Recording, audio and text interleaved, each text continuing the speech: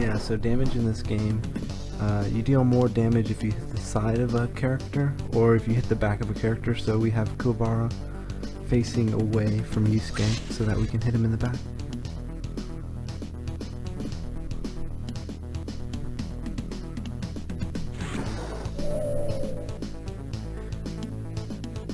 Yeah, and so the level of the enemies is dependent on the average of your levels. And so we want to keep Kuwabara level 2 to keep the average really low. And we want to have kind of high and low characters to kind of skew the average. If that's the right word. Yeah, overdrive kick here. Guaranteed kill. Okay, finally Genkai. She's probably the best character behind Hiei. I don't know, her and Hiei are basically the best characters in the game. Like, by far. It's kind of ridiculous, actually. So that demon there, it has a chance to die, and normally you kind of want it to die. But if it lives, you want him to kill, like Kuwabara, so that you don't have to waste time. Because Kuwabara can live too, so. This is probably, like, early on, like a huge reset point. Like the biggest, I think. Like, so many weird things can happen. That ram that just hit, Genkai can live, and this one that just moved up can live. Both the turtles have a chance of dying, but then have like a really good chance of living, so if things go wrong enough, you know. So we can just suicide glitch him since he's at low health. Yeah, and so if this guy also lives, it's really bad, probably a reset.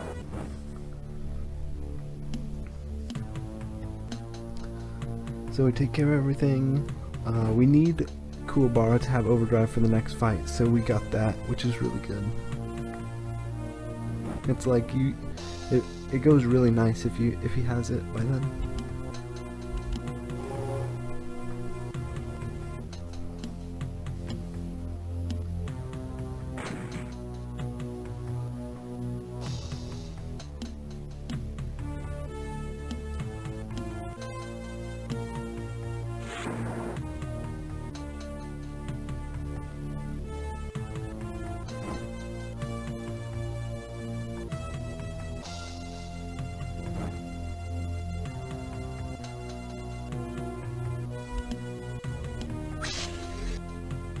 Yeah, so the big problem with this level is that Genkai has a pretty high chance of dying. And so you saw that mend earlier is really important. And so there you saw, like, you taunt with Yusuke, but then the enemy can't reach him, so they just end their turn. It's kind of like a taunt lock kind of thing. You can just have them freeze up if they can't reach the target.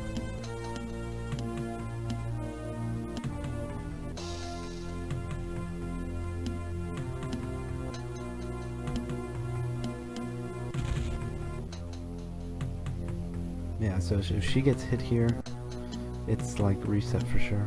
So again, you see it was the enemy's turn, but he just ended. It's because they're locked. And this is good. So you'll see that's a pretty useful mechanic. Taunt is probably one of the best tools in the game. A lot of the people that waste time running away, you can lure them out using taunt. And it's really efficient. So this is a weird setup here. So you want to not taunt before you move, or yeah, you want to taunt after you move, and then you want to have Yusuke and Genkai stand in these spots. And for some reason, when you kill this guy, the turtle, instead of like shooting at Kuwabara, he like goes up and attacks him for some reason. Like any other setup, and he'll do a ranged attack and run away. But if you put them there, he'll walk up and just punch him. So that's pretty cool. And so we let Kuwabara deal with that. Overdrive.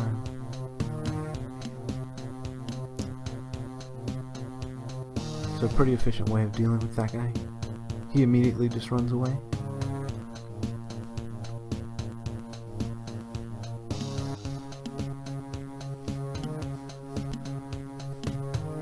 Yeah, so again, Spirit Gun here, just doing really good things.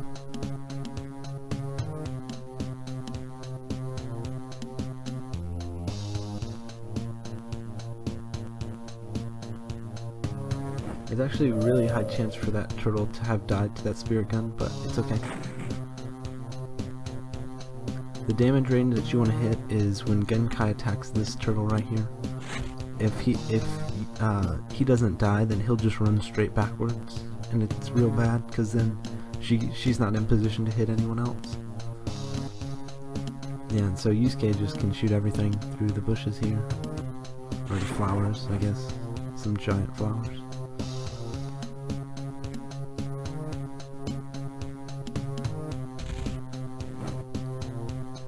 Yeah, so the way it works is the turtles and the rams and eventually all the enemies you see all have different movement attributes, basically. Like, they can all move a different amount of tiles, and then some of them have a ranged attack, but they all have like a melee, I guess, attack you'd call it. And they all, like, some of them have a ranged attack, and so the ones that have ranged stuff run away a lot. Okay, final fight here of the section.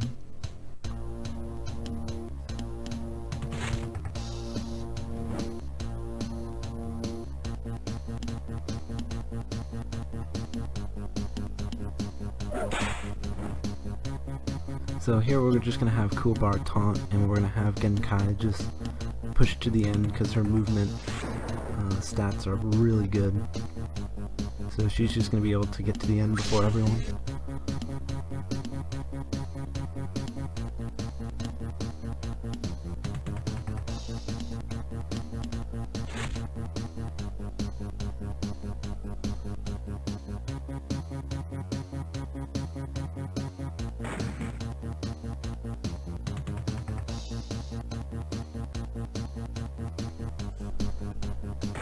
So the way moving and turns work in this game is everything's based off an initiative stat, and initiative is for every character at the start of the match. They have a stat that corresponds to how low their initiative is, and whenever you're at the top of the list per se, you have the lowest score.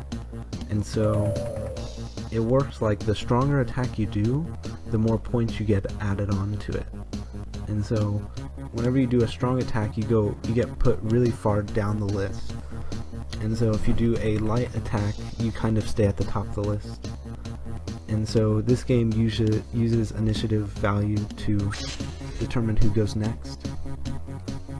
And Genkai and Hiei have a attack that has the same initiative value as doing nothing and just moving, and so basically you can do it for free, and it's an attack but it leaves you at the top of the initiative list, and it's basically free, and it's a really useful tool.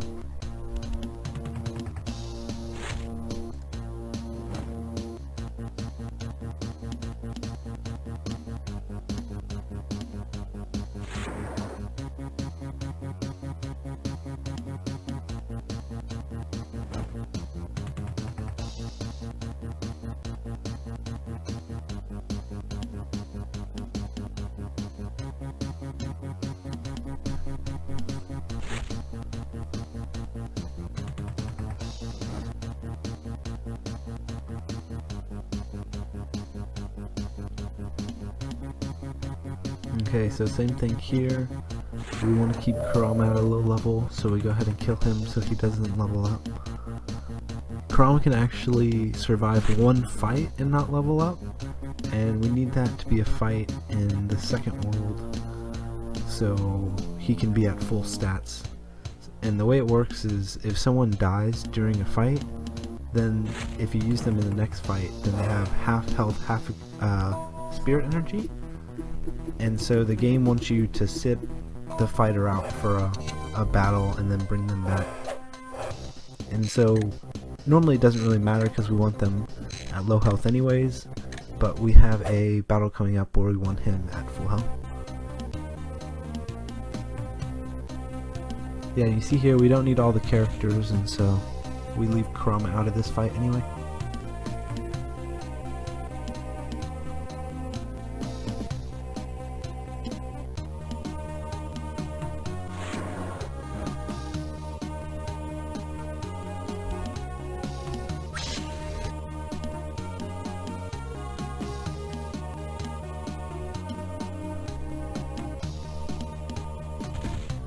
Yeah, and so you can see before everyone goes, Genkai has already moved twice, and she's basically all the way at the end of the map before everyone else.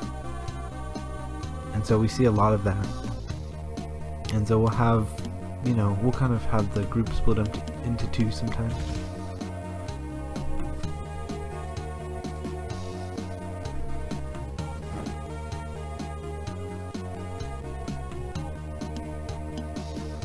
Yeah, so move here. It's really important that we face that direction. The enemies will try to attack the sides of you or the back of you.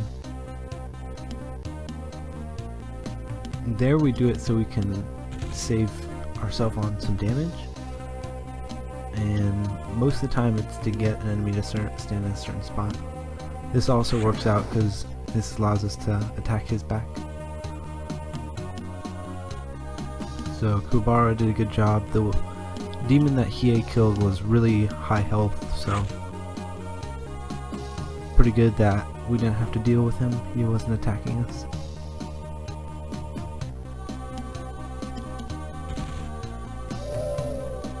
So we're gonna go ahead and do the suicide glitch here, because Hiei can't reach anyone, and it will just waste time if he's still in the battle.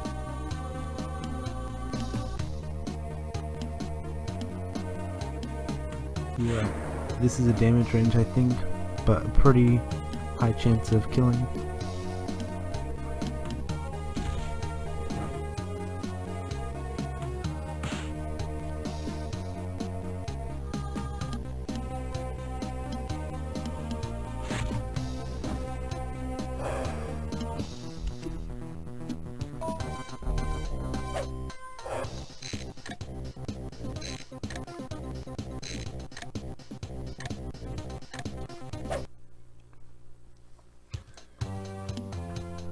So this is the first time we're seeing floodgates, and basically they're on the initiative list and they just create two creatures. Throughout the game we don't really let them spawn a second time. Sometimes they're guaranteed to get one round of spawning off, but for the most part we either stop the spawning altogether or they only spawn one set of enemies. So do a pretty good job of dealing with them. Here there's nothing we can do to kill it, so we set everything up and we just get in place.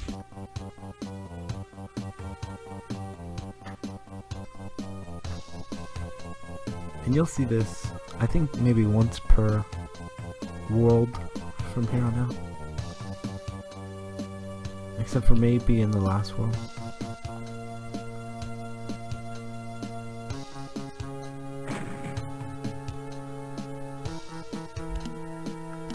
So this is a really important turn. We taunt to get this ram that's in front of Kuwabara to turn around.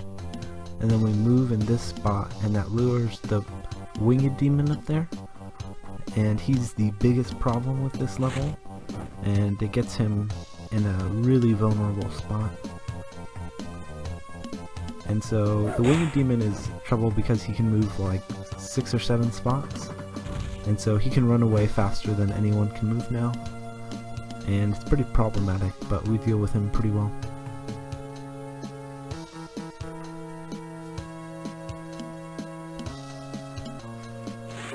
these two turtles that Yusuke killed, or that one and the one before it, are damage ranges. Pretty tough if he doesn't hit them, but still possible. So here we get the winged demon to stand there, and Genkai is going to go start attacking the back gate so it doesn't spawn another set of enemies.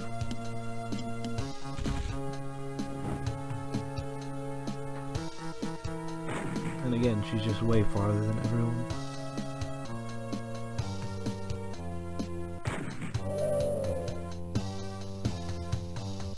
So this is the fight that we want Kurama to live through, because we want him to have max health on the next map.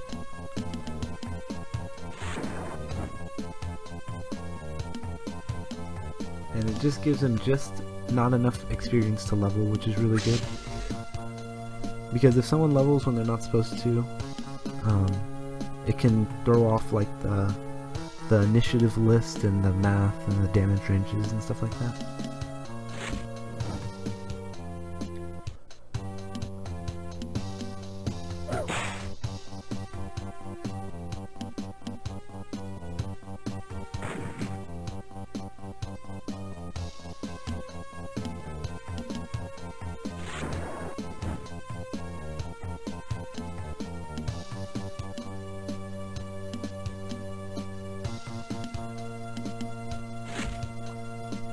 So here we go, Genkai's reached the back already, and she's just going to keep on attacking it.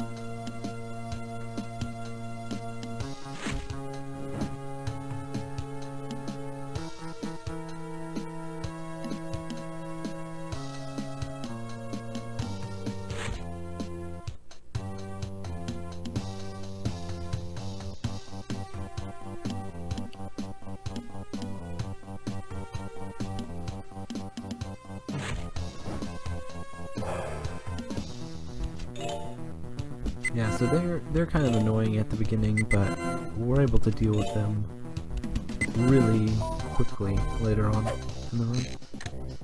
So they become less of a big deal.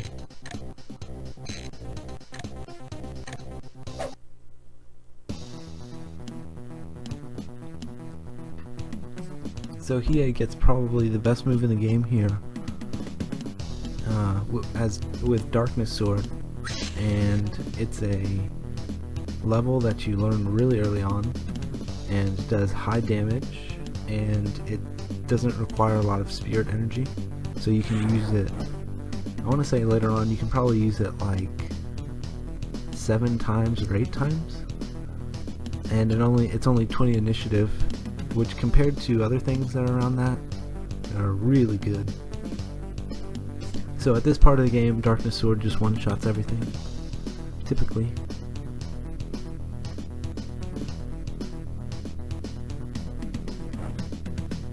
This level's kind of a doozy. There are just a lot of turtles, and I think they have 5. They can move 5 tiles, so they're pretty intense.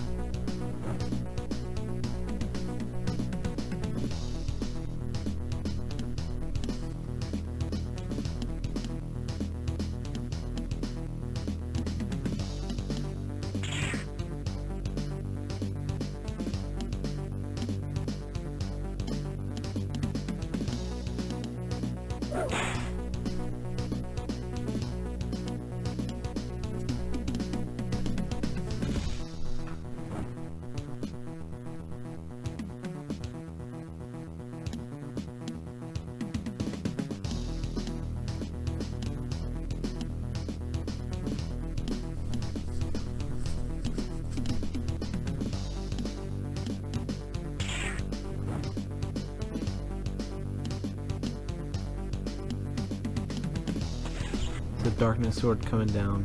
GG. Get wrecked, kid.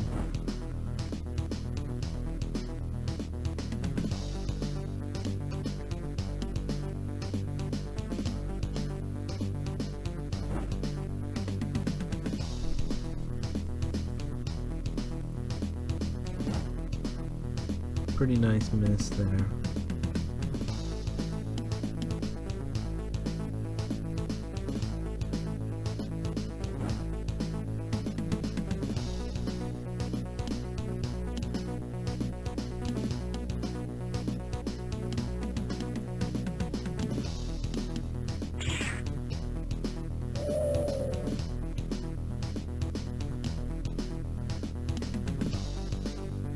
Yeah, I'm not sure who did the balancing in this game, but you can see how much farther along Genkai can move compared to everyone else.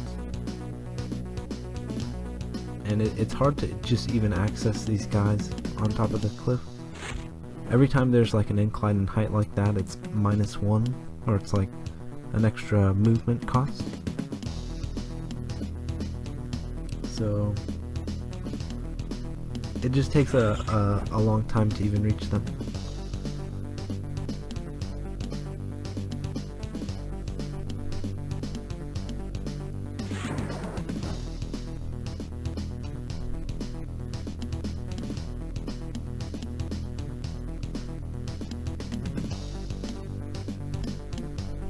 And a lot of these turtles are damage ranges, so I just go for rapid jabs here. So we need Kubara to die too. And so we end with Genkai there, so Hiei can do this. We do not want Kubara leveling up.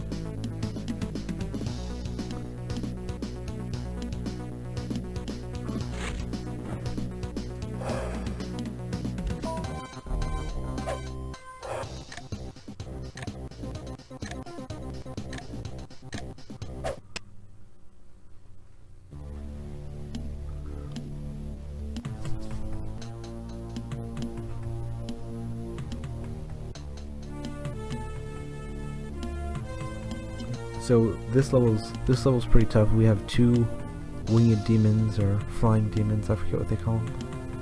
I think they're called winged demons, at the top of this cliff, and there are a lot of steps, so I'm not sure what they were thinking on how you're trying to get up this cliff.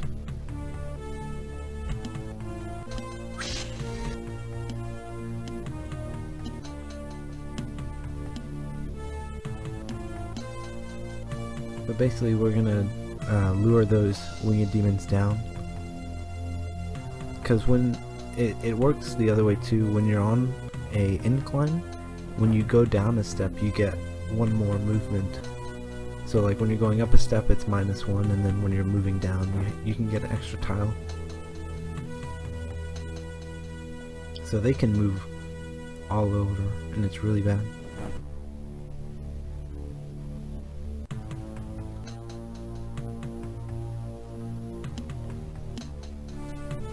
So we saved up this overdrive with Kurama here to get this kill guaranteed.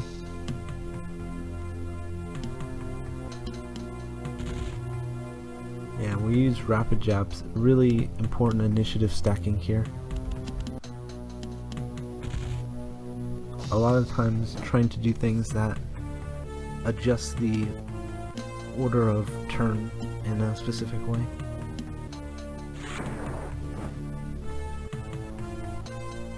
So Yusuke is pretty strong now. He's not able to move very far, but he's destroying these turtles. 1 shot. Spirit gun.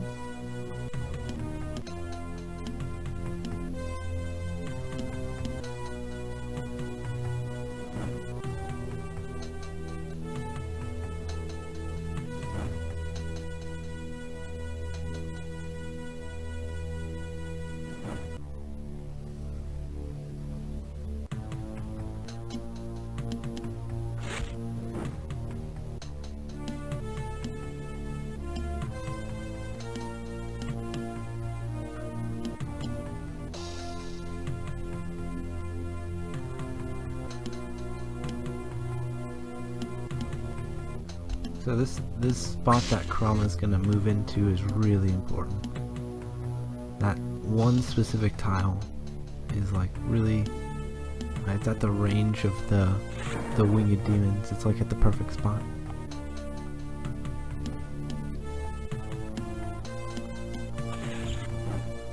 Darkness Sword. Get right, kid. It's just so good. I'm pretty sure it's the best attack in the game.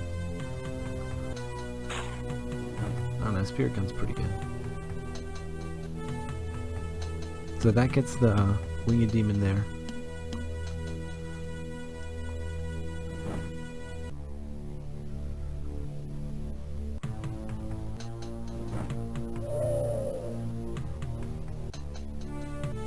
And so sometimes Kurama will live, which is optimal, I think. But when he doesn't, we have Kuwabara there as backup. It makes it a little bit more consistent.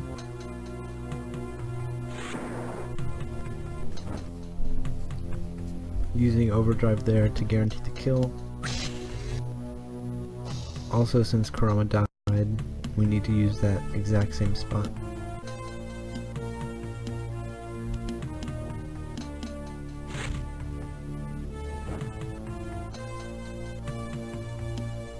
So there's one of the flying guys down. And so it puts him in a perfect spot to where Genkai could just hit his back.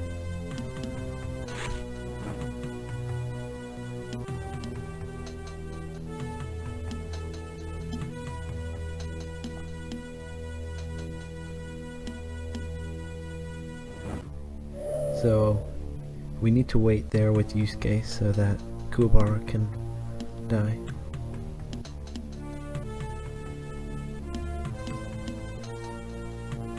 Trying to get the initiative back to Hiei. And one shot.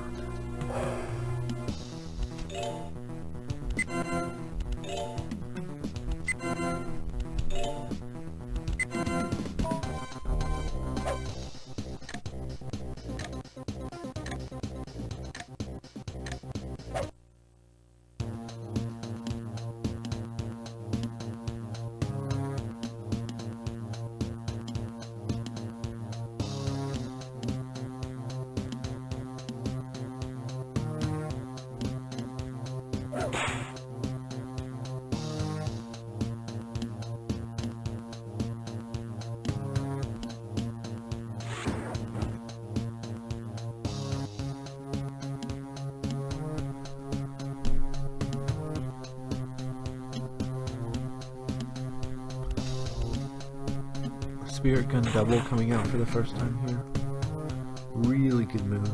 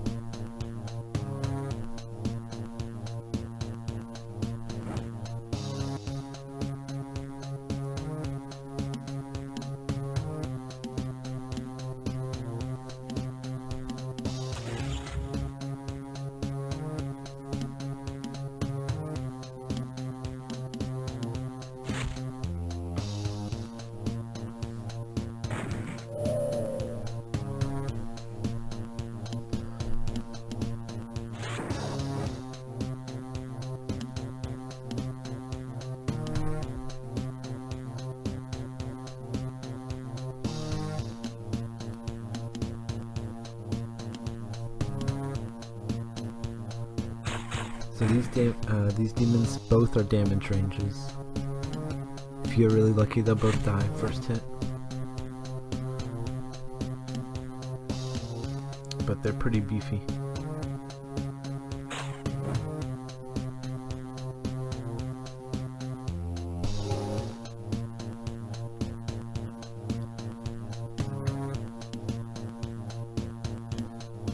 When they heal like that, they get put far, like really far back on the initiative list, so they're stuck for a long time.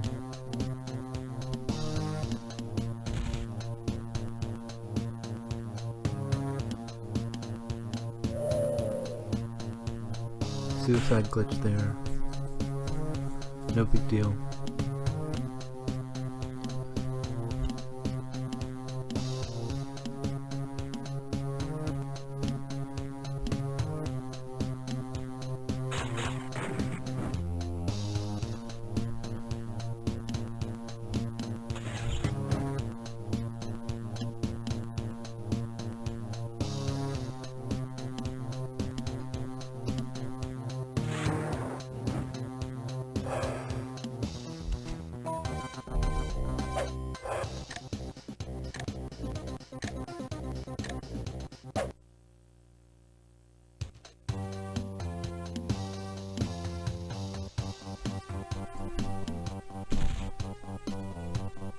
Okay, so this is the destination battle, and you don't have to kill everything here, you just have to reach a certain tile set at the end or off on the side or whatever.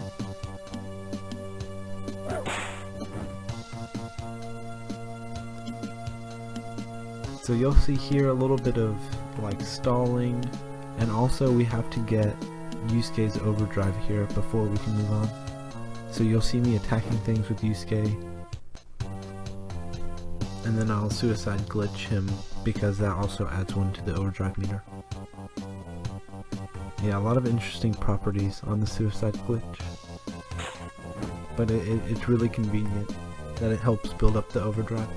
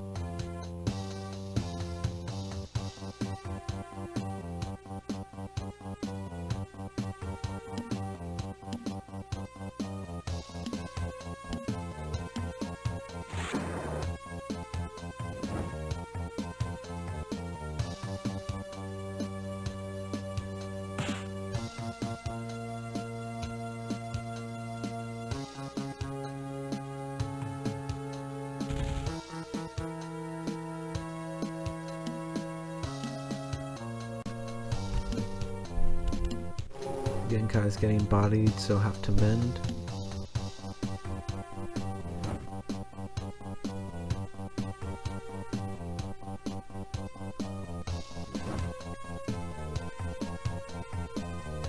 Yeah, if anyone who's not Kurama and Kuwabara and like, if any of them die, it's all over. So mend is a little bit safe. So I throw Yusuke here so that definitely no attacks will get through.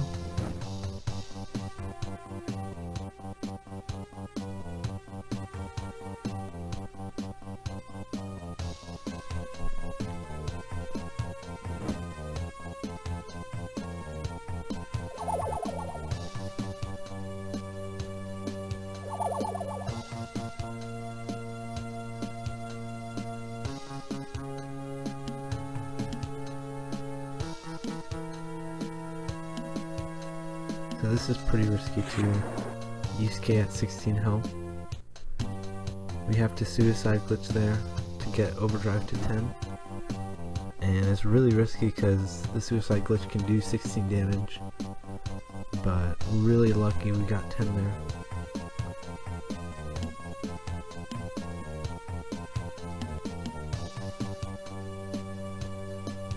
Super risky place.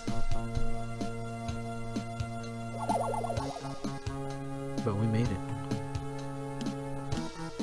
We did it.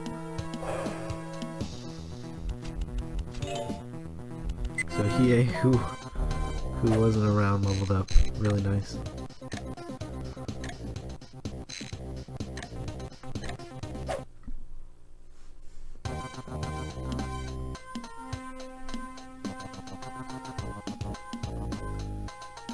Really good decline here, giving us extra movement.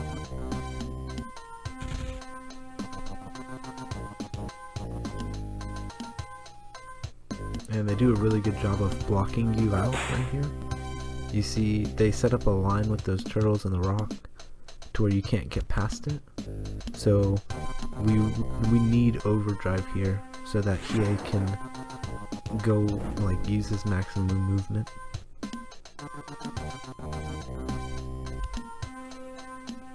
And we see defend here. We don't really see defend too often.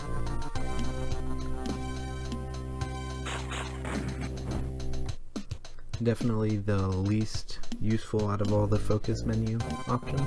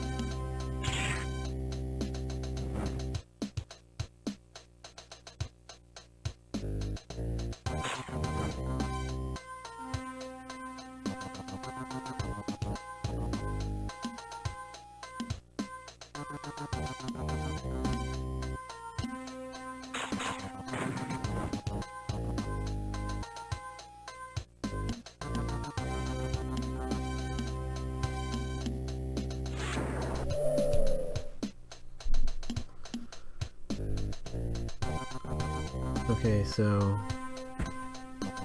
Hiei takes so much damage here.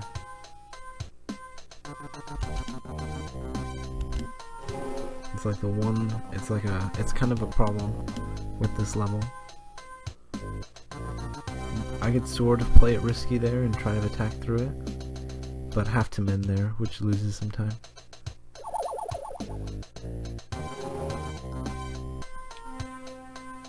And so yeah, you can see these guys have a lot of movement. But charge and heal are really slow on the initiative list.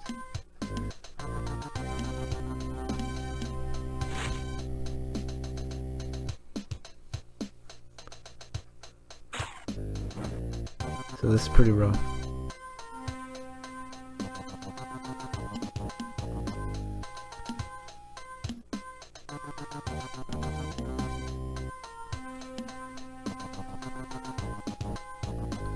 I suicide glitch him there just in case the demon gets to move again. But we're good.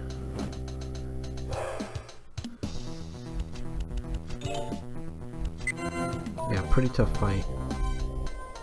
He has a decent chance of going down there, so at least we made it through.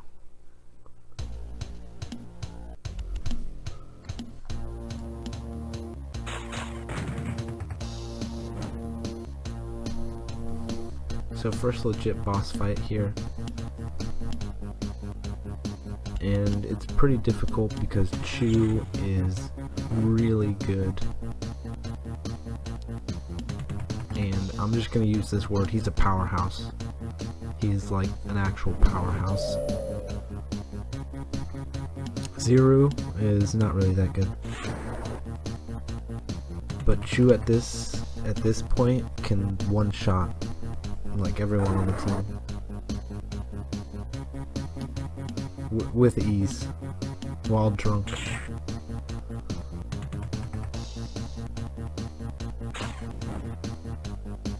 And so we stay on this side so that Chu doesn't move, because he's bad. He bad.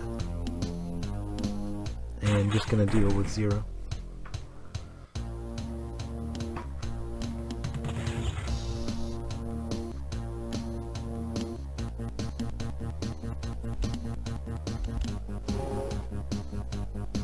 Kubar is guaranteed to live through that hit from the demon, so we put him out there to get hit by Chu to get Chu's initiative really high. And gonna stand Yusuke next to Genkai to lure the lion to do an area attack. The AI will prioritize getting an area attack of 2 enemies over anything else, I think, so we set it up nice there. Now we're gonna step into his Chu's range, and we're gonna find him.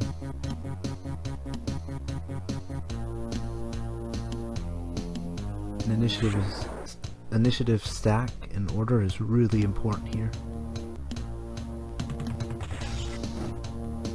And gonna stay 1 out of his range so that he will use his turn moving and then he can't reach to attack. And I think it's also because he's used spirit energy to use the spirit ball, and so he's using a melee or a close range attack. So we taunted with Hiei, or with Yusuke, and now we're gonna taunt with Hiei. And we're gonna keep on diverting his attention here to stack the initiative in a certain way. So again, 1 out of his range. And it's really important to do this right.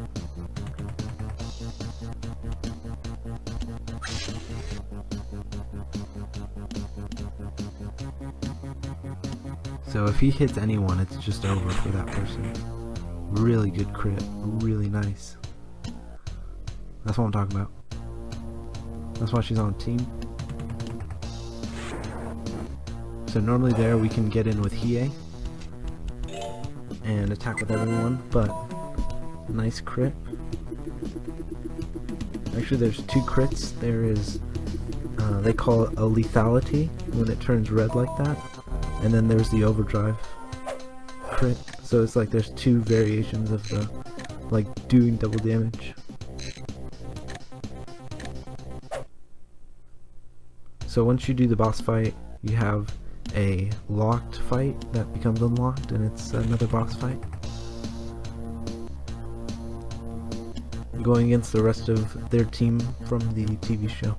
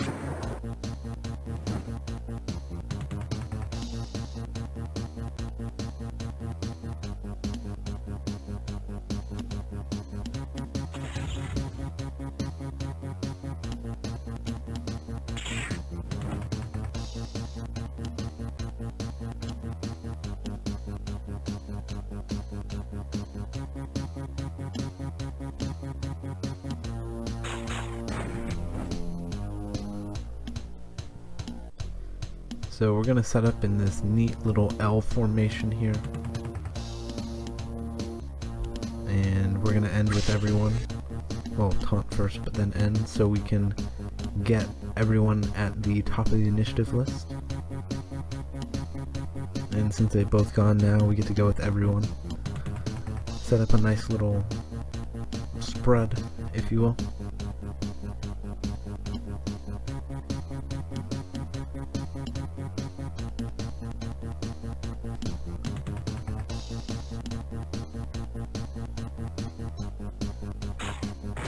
Yeah, right at that line where those flowers are is their point where they'll start coming down and attacking. If you sit just outside of their range, then they'll just end their turn and do nothing. So I use that L formation right outside their range.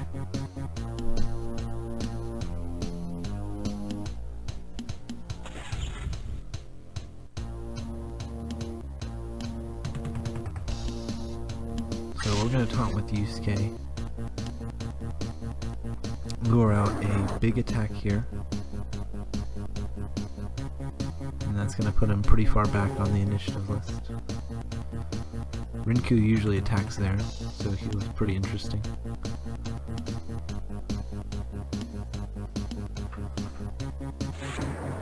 And pretty nice miss from Roto too.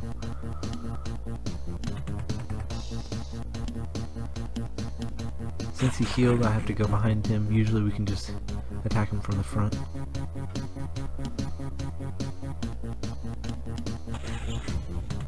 Big damage.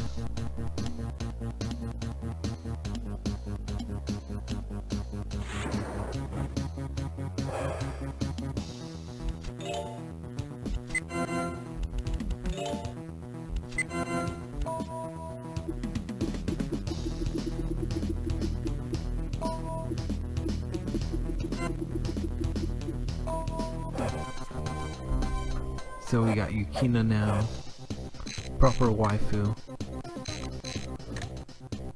top tier waifu in this game, definitely.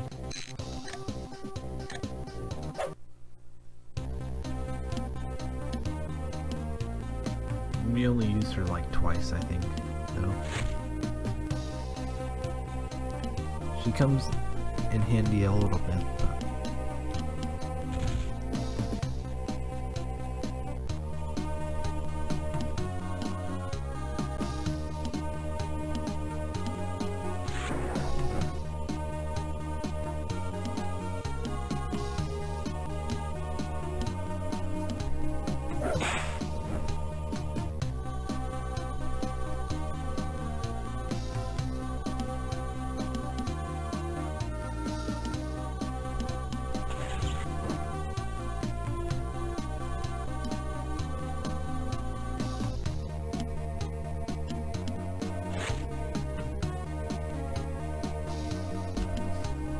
This is a pretty important taunt here.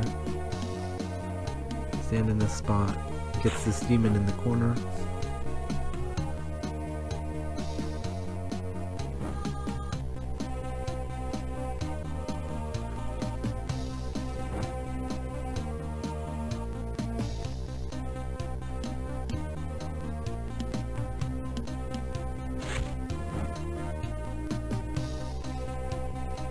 These guards are pretty annoying. They have a decent amount of health, and they also have this spray that does poison damage. And at this time, it's kind of a lot.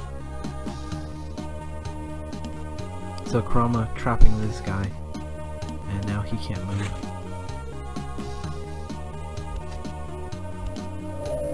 And we have some important levels coming up for Genkai, so we're gonna try to get all of the kills in this map with her. At the end of the level, they all get a set amount of experience, but then each person gets a bonus based on how many people they killed. So we're gonna have her get a lot of kills.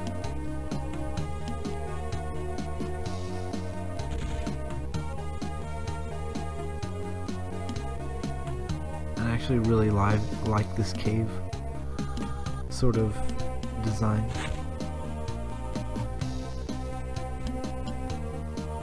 Genkai kind of low health here. Suicide glitch there.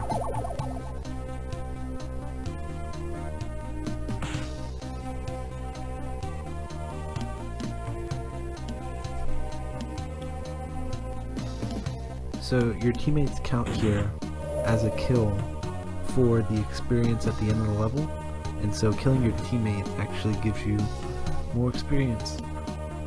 Pretty neat.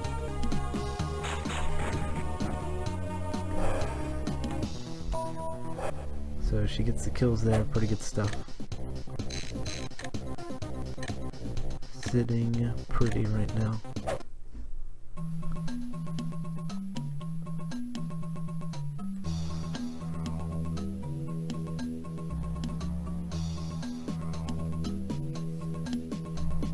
And Hiei is starting to catch up with Genkai's movement.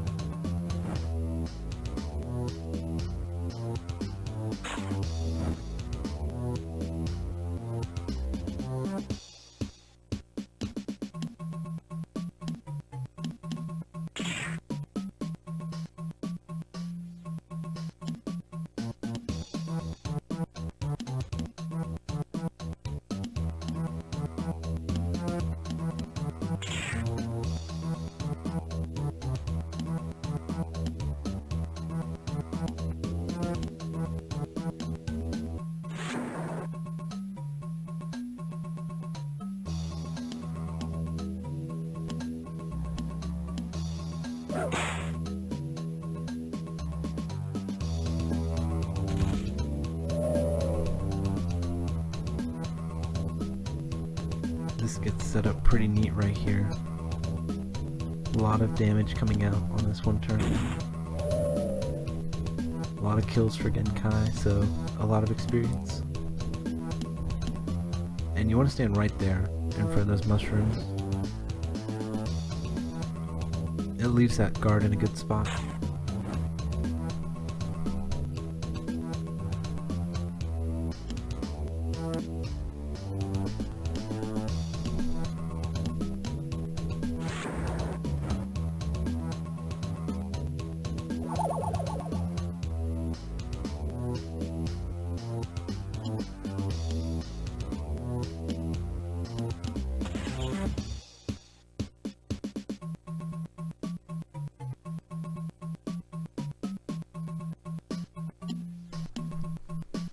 So Yusuke can actually reach this guard from here. Pretty swag.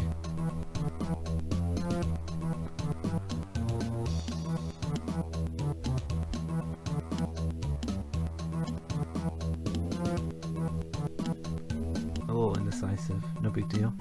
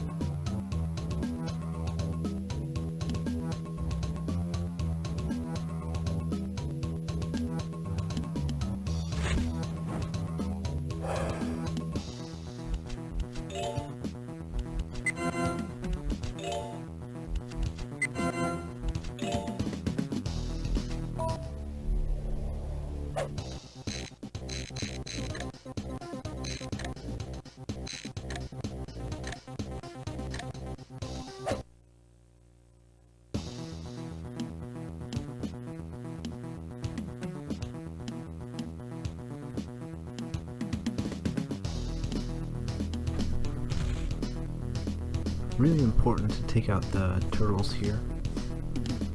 They're the ones that cause a huge time loss if they're not really dealt with.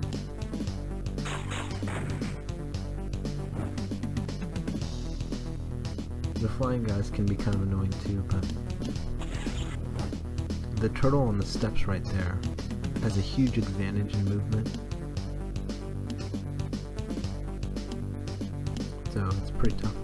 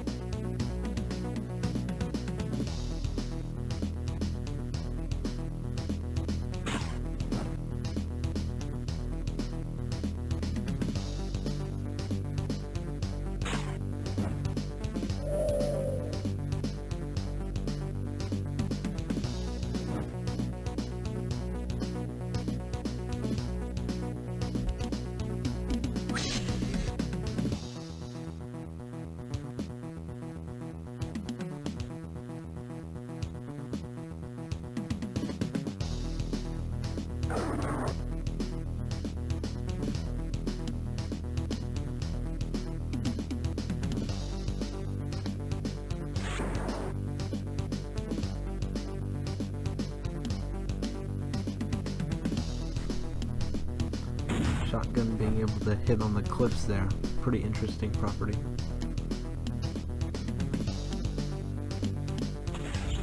Able to hit this guy in the back. Pretty nice.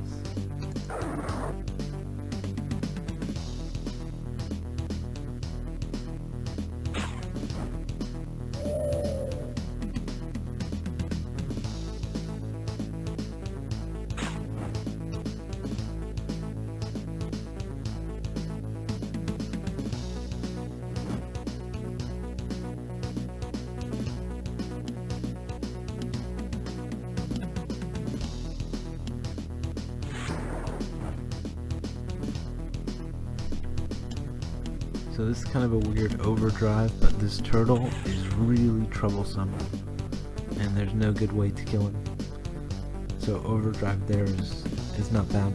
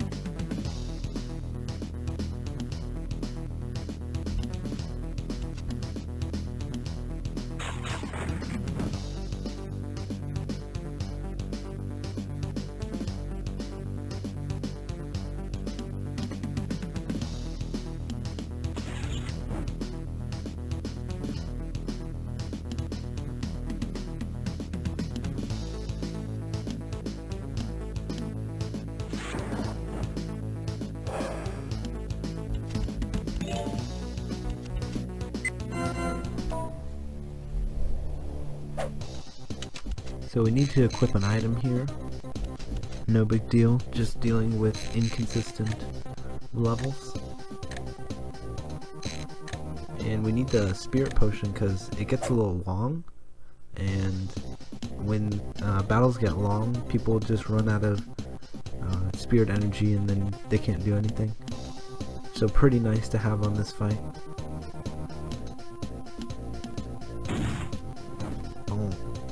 Shotgun does max range at the ends and like the second row out from the shotgun, and I'm pretty sure the outsides do more than the middle. So the outsides, the second row of the spirit shotgun does the most damage, so pretty nice setup there on the turtles.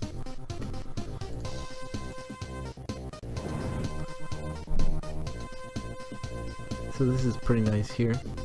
You see him attack his own teammate. Pretty swag. Yeah, these guards are pretty tough. But we just sort of try to get them on Kuwabara.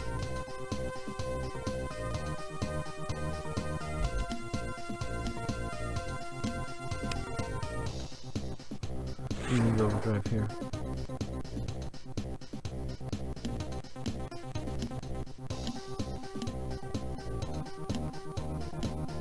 Rose Whip is actually a really good attack. The range is super nice.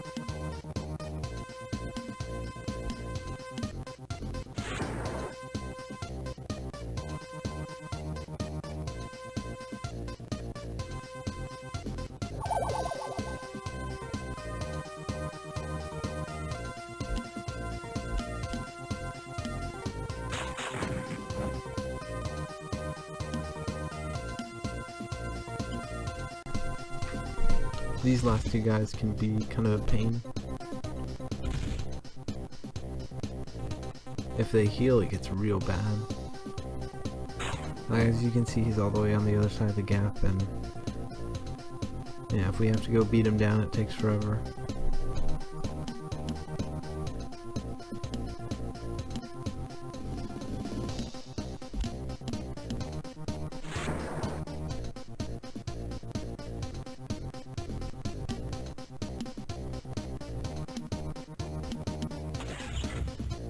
Oh my god, this guy living through everything.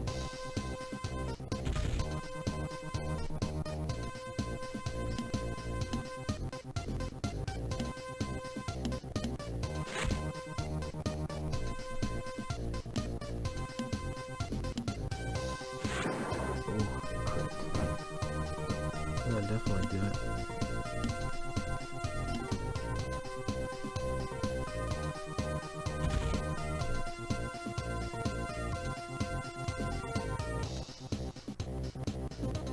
Okay, cool. Yeah, thankfully he doesn't run away like crazy and get real mad. So some nice downtime here. Pretty good time to use the potion. Hiei really close to death. Pretty scary actually. Can't suicide glitch him when he's that low.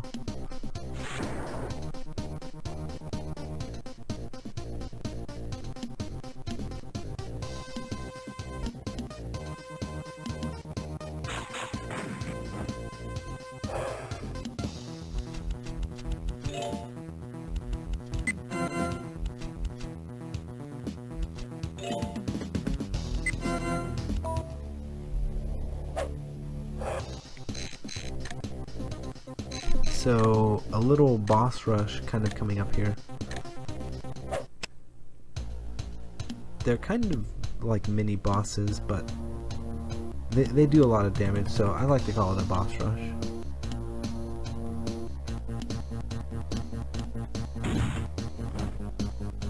Yeah, they try to get every character that was in the show, like, even if they were fighting Team Toguro, like, they try to get everyone. It's pretty cool. Yeah, so here it's Babaki.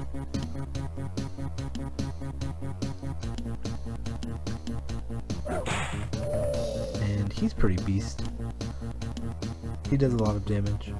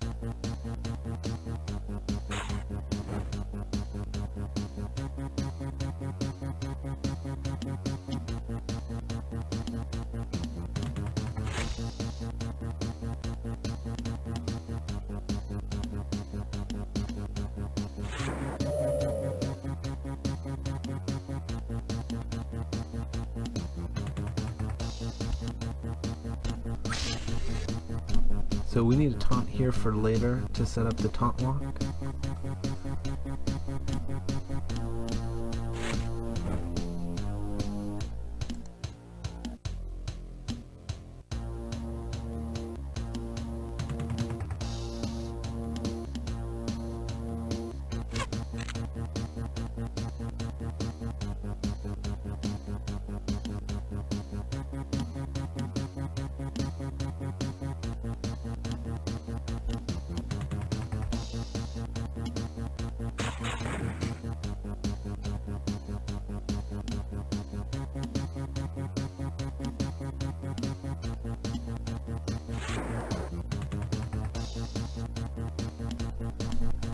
So here he's just gonna stand there and do nothing. Pretty awesome. Nice speedo. Bam.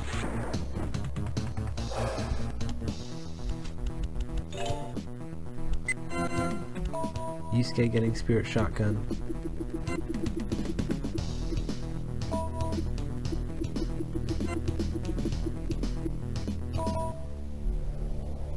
Here we have a rugby. He's actually pretty good. He's got a lot of health. And this is a mini boss slash floodgate level. So fun for the whole family.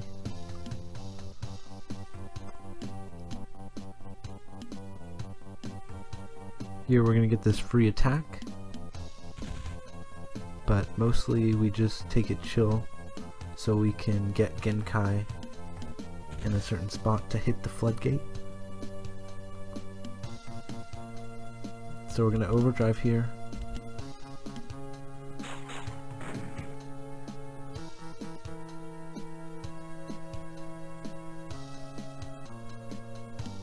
Crispy cursor movement, and normal spirit gun is guaranteed to kill this floodgate.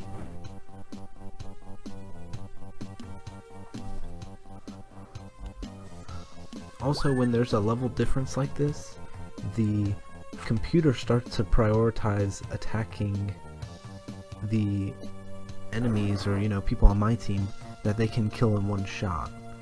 And so often they'll just go straight for the weakest person around. So level difference, having Kurama and Kuwabara low level helps in that way too.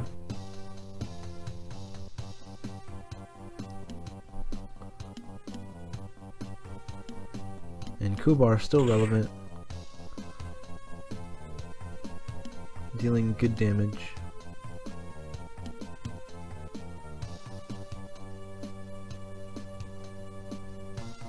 And we've been saving up this overdrive, which is pretty relevant here.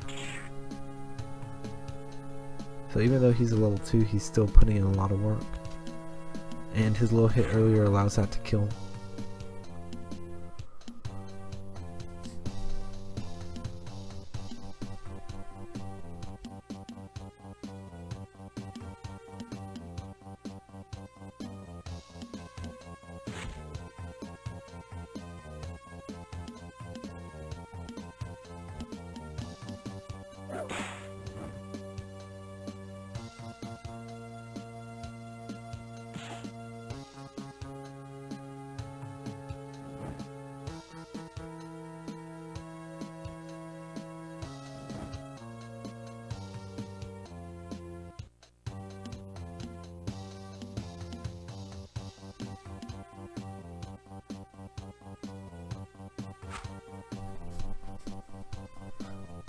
Hiei has just got to go to work immediately on this floodgate.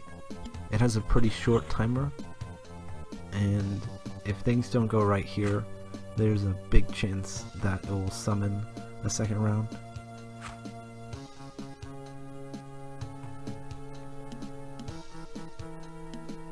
So Hiei just kind of ignores everything around him and just starts attacking.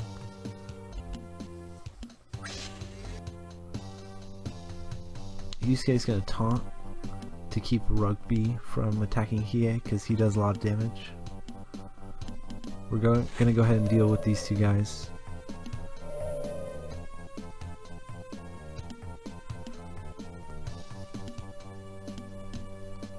Shotgun here has a really good chance of killing both, but it can be really hard if one of those turtles lives.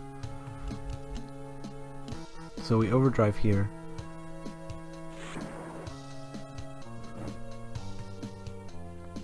One of the last chances Yusuke gets at a ranged attack. And he's just going to tie up Rugby in the line there.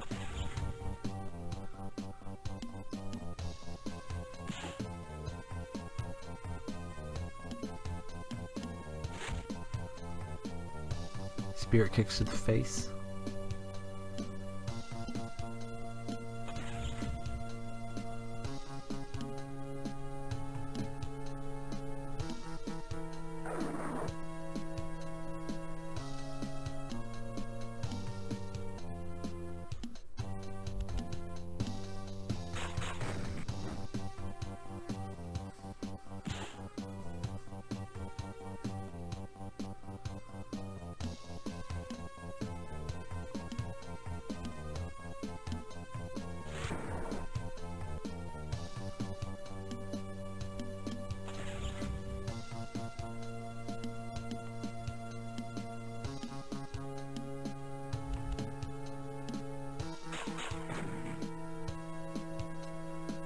So yeah, he's pretty beefy, still living.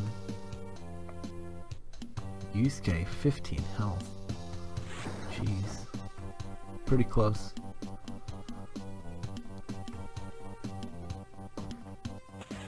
Yeah, that's pretty good. I like from that angle, it looks like he's slicing their head off. I mean, Darkness Sword, it's the best, and it has the best animation. I mean, it's over. Going into the real boss fight here.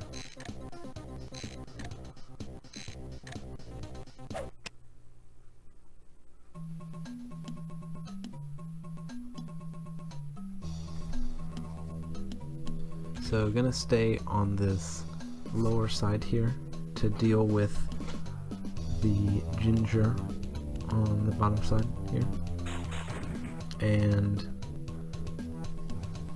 putting Hiei in this spot right here lures out a specific attack from the Doctor, which is like a real light attack, the back scratcher attack. And that saves us a lot of damage, because he ends up hitting for a lot down the stretch. But yeah, standing 2 tiles away is makes him do that attack instead. And so we see Chu here because he's like a tank, like he has so much health and he's just like really strong, so we have him absorb a lot of the damage here because it's a really small arena and there's not a lot of places to run around to, and so Chu has a lot of staying power on the board, and I use him a lot for the speedrun.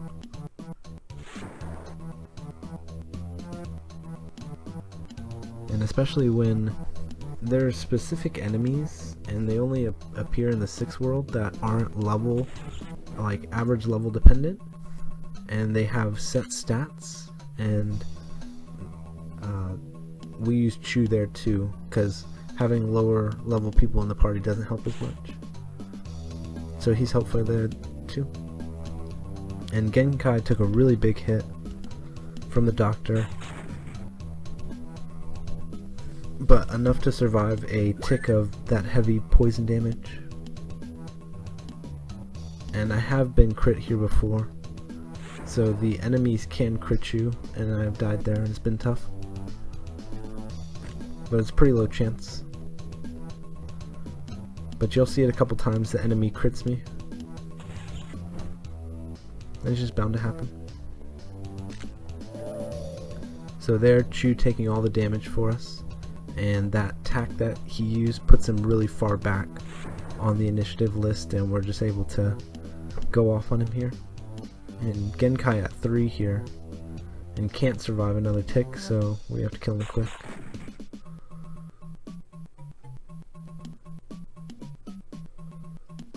Inputs for the win. And wrecked. So that's a pretty stressful fight there.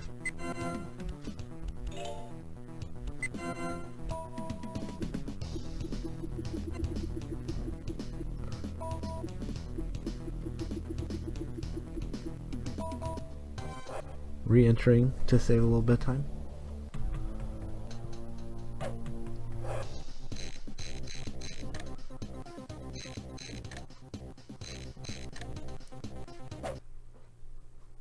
So we have overdrive built up and we don't need a lot of people here.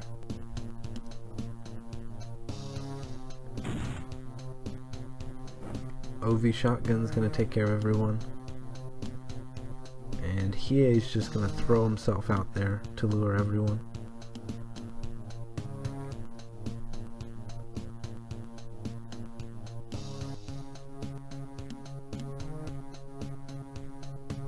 Yeah, and that robot, I want to say his name is Gatsubal? Is like the one that ambushes them in the forest. So pretty interesting stuff here. And so Hiei's at 22 health, but he's gonna overdrive Dragon Summon, or not Dragon Summon, Darkness Flame here. And guaranteed kill on those two. And Yusei is gonna attack this guy and move up, and Genkai will do the same thing. And that will deal with all of these lower minions.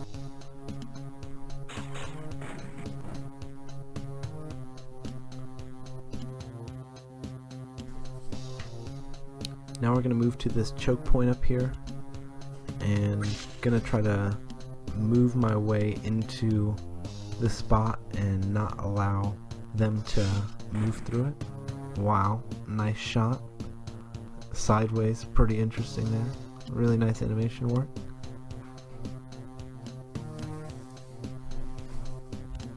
Genkai can reach here.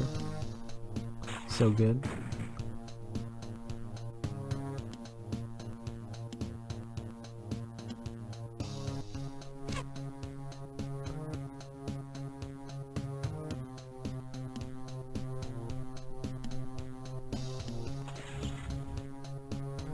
Some nice damage.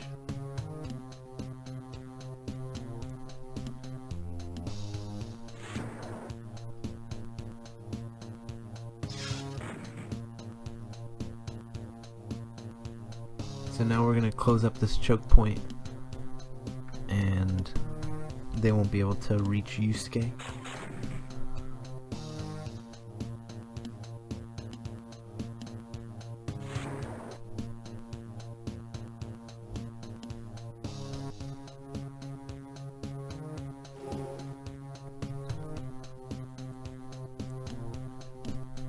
And we just go aggro now.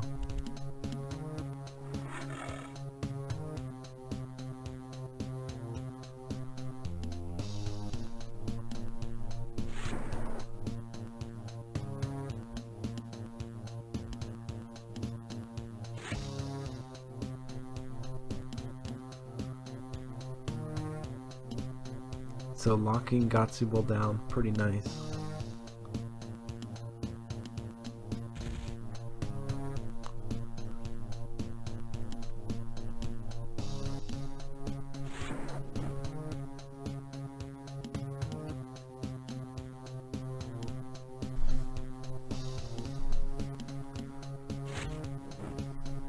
Nice.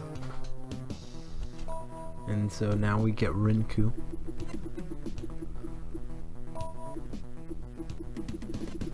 And having more people helps because it helps me scroll through the characters faster here.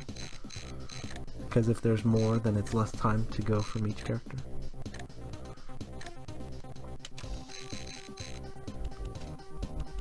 Safety items here, no big deal.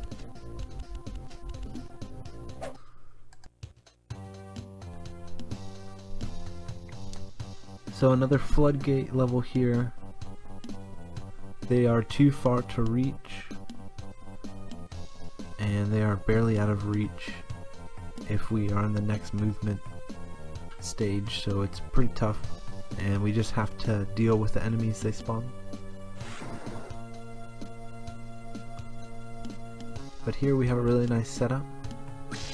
We taunt with Kurama and then face him towards the edge, and that allows the guard to attack Kurama's back, and you can spirit shotgun all three of them at one time, and it's really nice.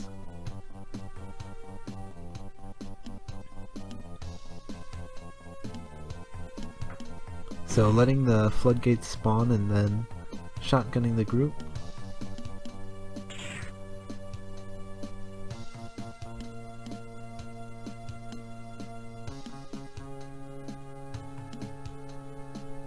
We want to do this at max distance and deal with the second anteater. Anteaters are the new enemy that is really hard to get around because their movement stat is really high and they have the best range attack in the game. Suicide glitch there, and that saves us a ton of time because Yusuke can't, he doesn't have a lot of movement, and so he can't get close, and it wastes a lot of time camera scrolling.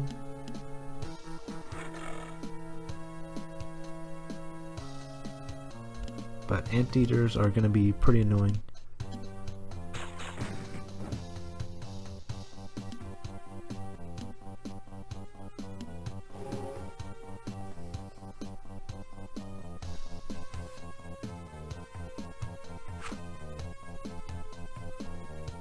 These floodgates also are pretty quick too, so Hiei has to ignore everything again and go deal with it.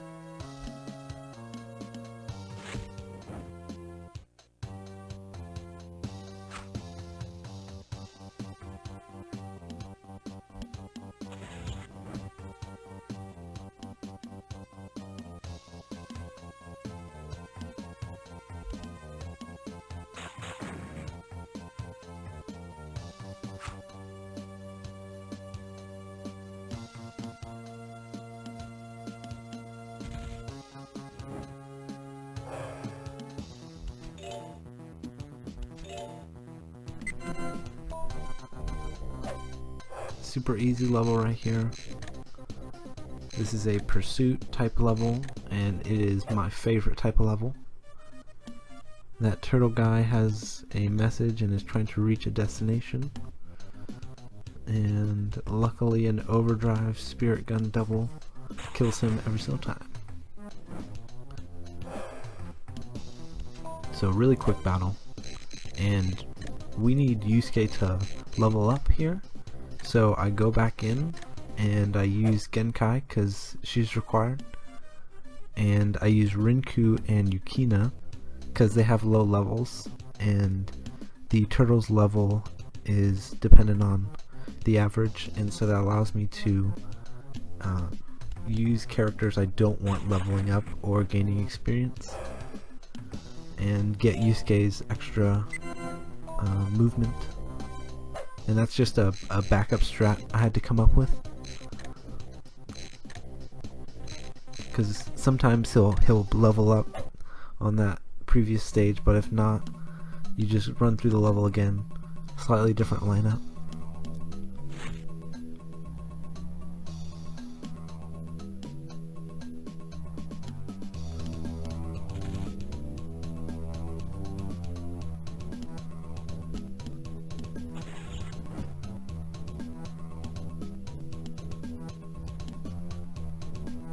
This level has a little bit of a longer setup at the beginning, but we're gonna look to get a nice darkness flame on some enemies here.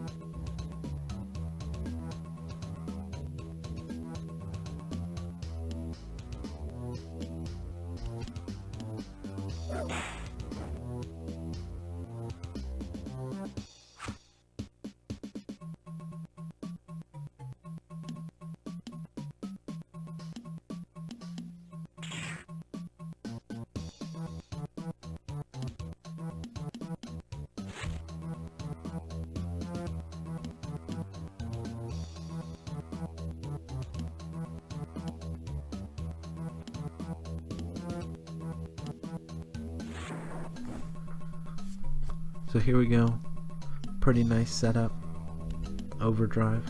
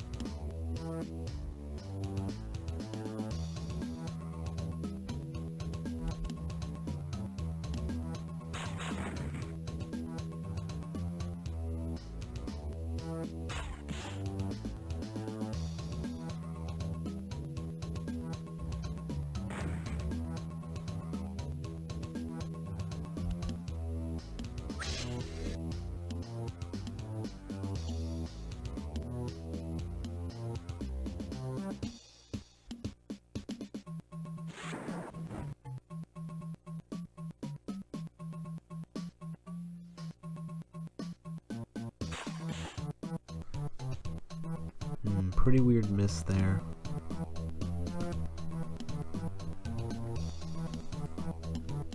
This level is also stressful because everyone gets really low health.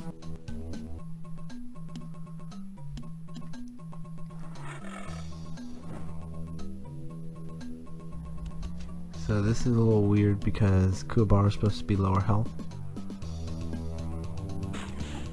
Another miss. Ooh, wow.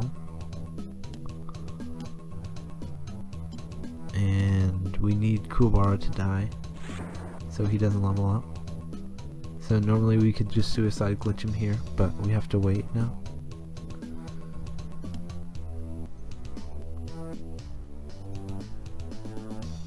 And yeah, I'm gonna have to kill him myself. Pretty weird situation there, but that just happens. 2 misses. That's unbelievable.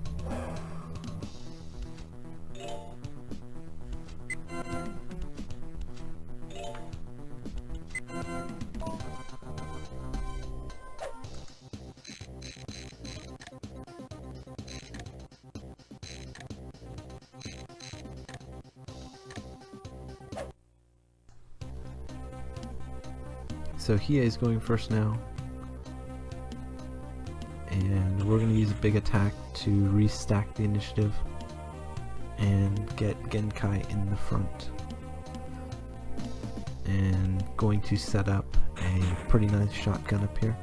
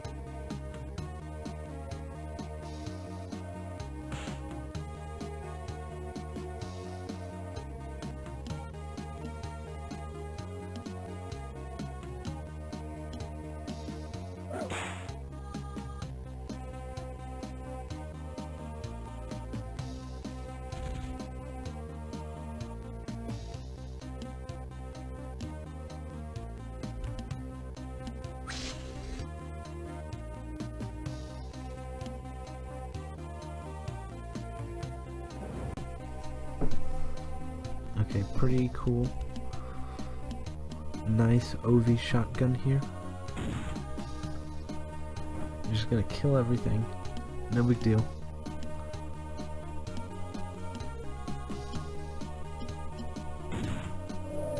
Just grow power. No, I'm just joking.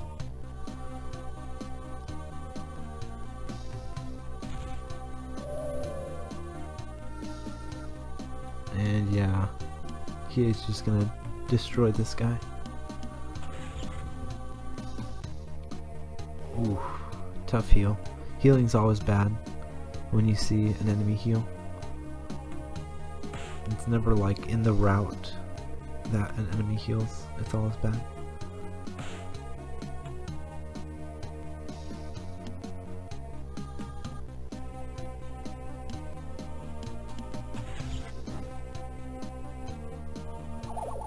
See, charge is much better. That's much better. Charge is really cool too because it doesn't require any energy to do it. So whenever you do a bunch of attacks, you can't defend because it requires spirit energy to defend. And so charge, you can use it at 0 spirit energy.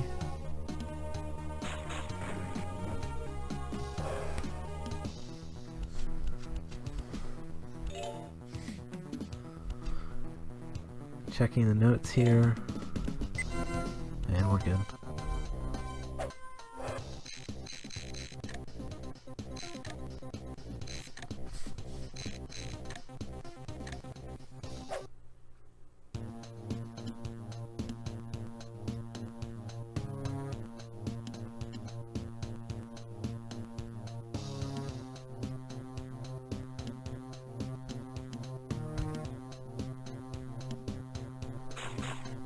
I hate these anteaters.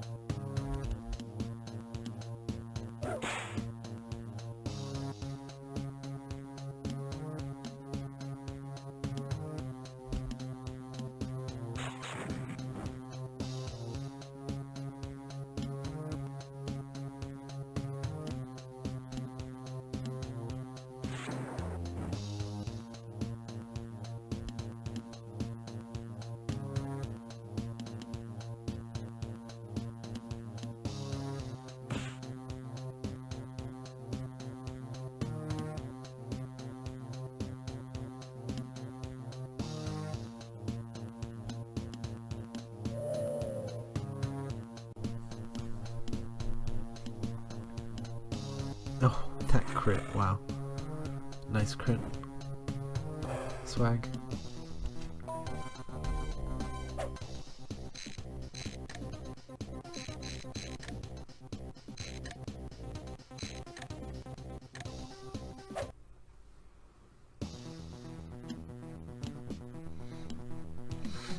So the team really gets split up in two here.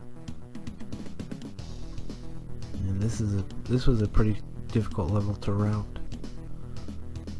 One of the minotaurs can just go left or right.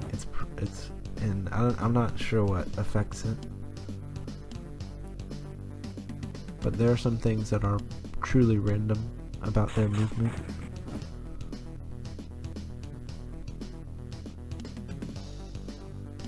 And just Yusuke Spirit Shotgun is so useful around this time.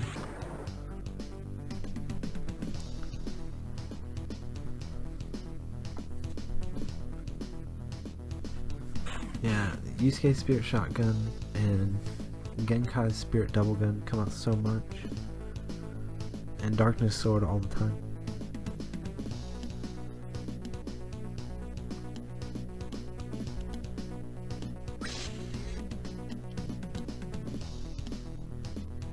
It's pretty weird how Yusuke's the main character, but he has like a pretty low initiative stat. Like even when his movement's maxed out, he doesn't get to go at the beginning like at all. Like he has to wait so long. And Kurama I think is around the same value.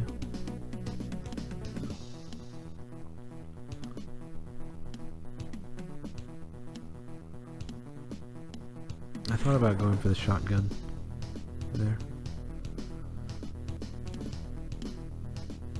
So not using max movement here. Trying to approach slowly.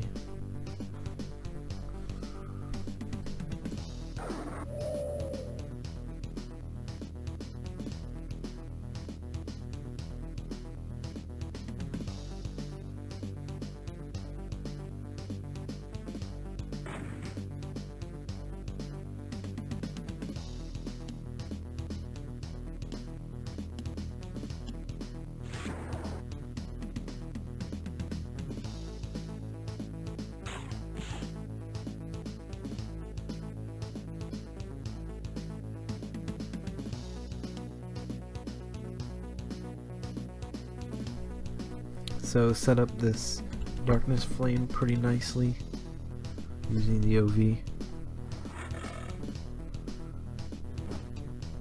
Double kill.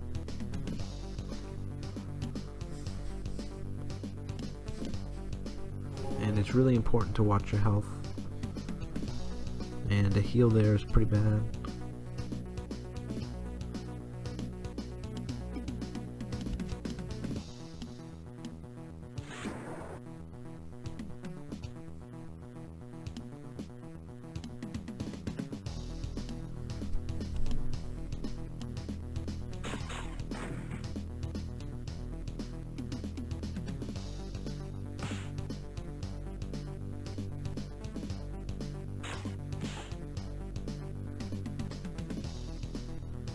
Okay, so she was at 81. She should be at like 40 something ish now. At 45.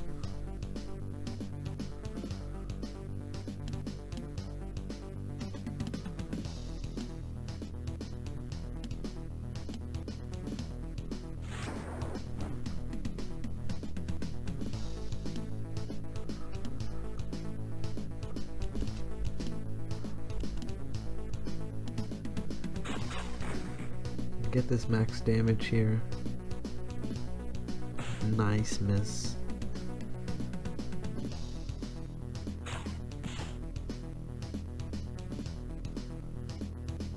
And 31 from Hiei. And this should kill. Oh, nice. Nice lethal.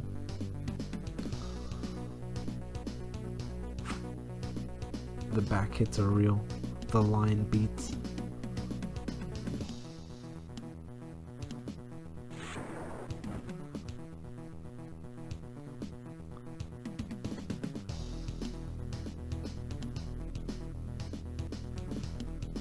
I'm pretty sure I could have stayed in the same place, but I just go for the spirit gun here.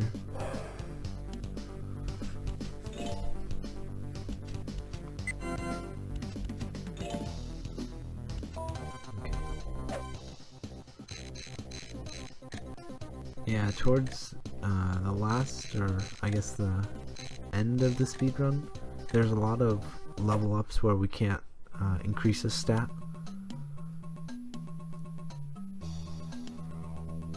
And you'll see me just blow past the level up menu.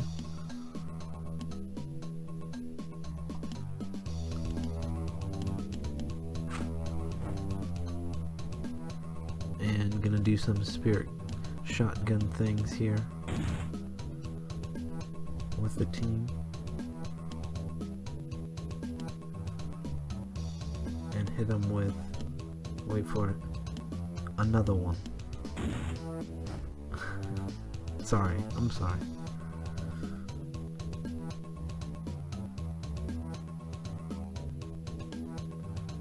Yeah, pretty big map here, again.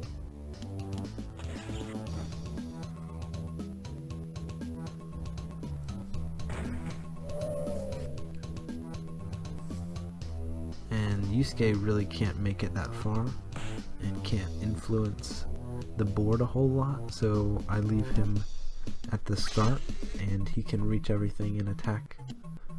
And I have to move him just a little bit, and it saves a lot of time of just empty moves.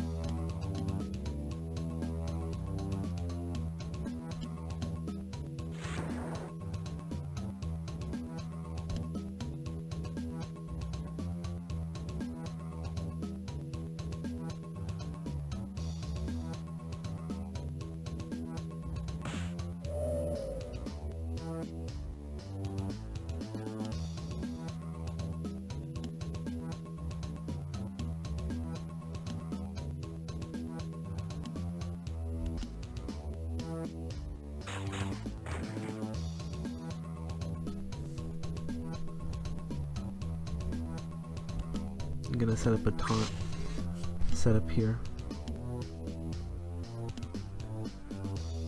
right in that choke point. So Yusuke just easies that guy.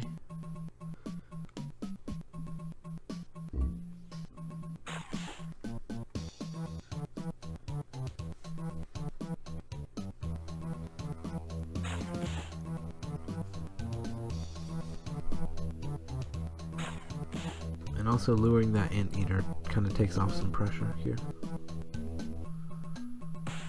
Good miss.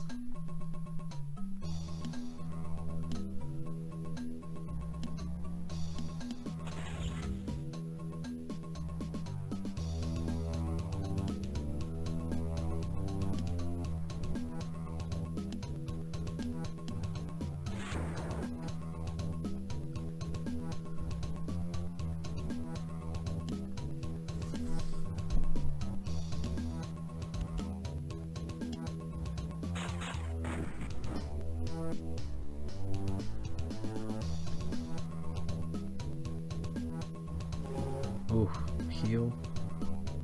Really good though. I mean, they could go anywhere. It's kind of weird that he only went there. Or I'm assuming that the anteater's a boy. If that's, I don't know if that's biased.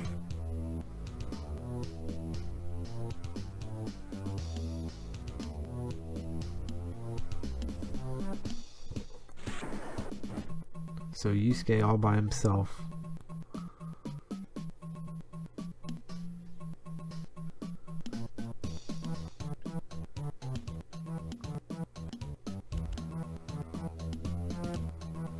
Playing it safe, playing it safe. Back to a wall, typically the best way to end.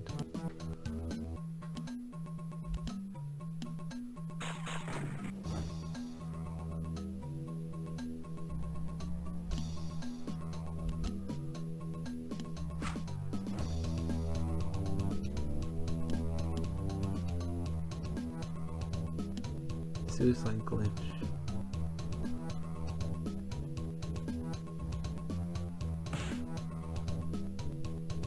Pretty nice.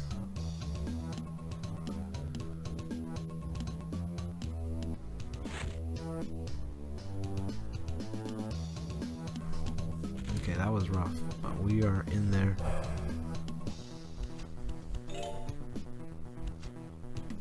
Now level up.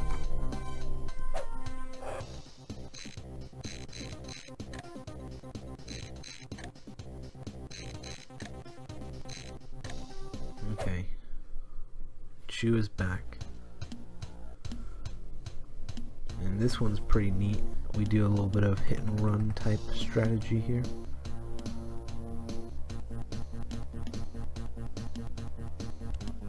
So getting set up first turn and then attacking and running away on the second turn.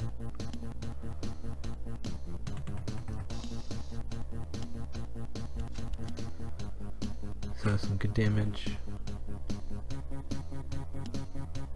Oops. And now all of them will end their turn because we're not in range. So some free damage there.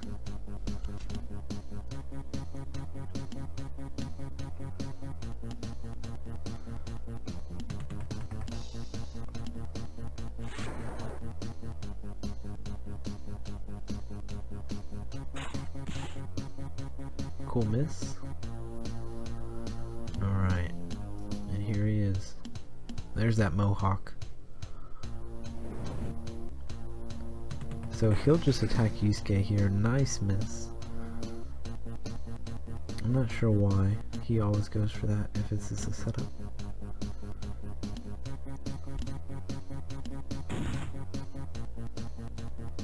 Nice area damage, and we're still far enough to where Jin won't interact with us, but this will break that barrier.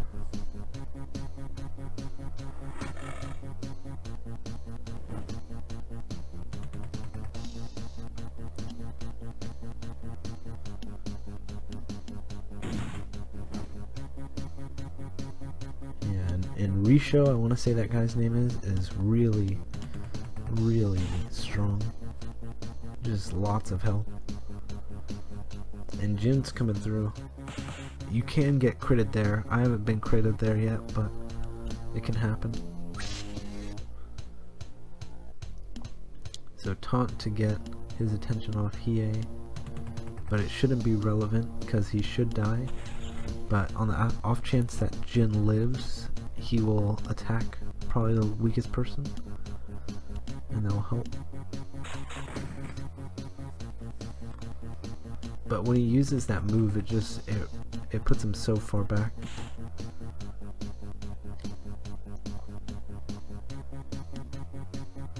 I mean, look at this. Bam.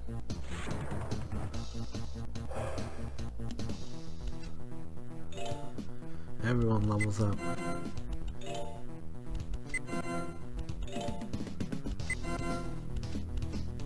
And not you. You get it, not chew. Alright, I'm done. I'm done. Heal drops. Spirit drops, what the heck? They're so bad. Alright, saving time. Entering again. Now we get the guy with makeup. Seems legit. Well, it's not that he has makeup, it's that that's his power. I don't get it either. But he kinda looks cool in this game, he looks like a pirate.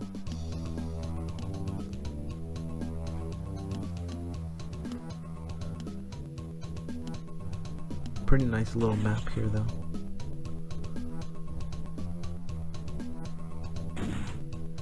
So baiting the ice shards out there, and that's really huge on initiative.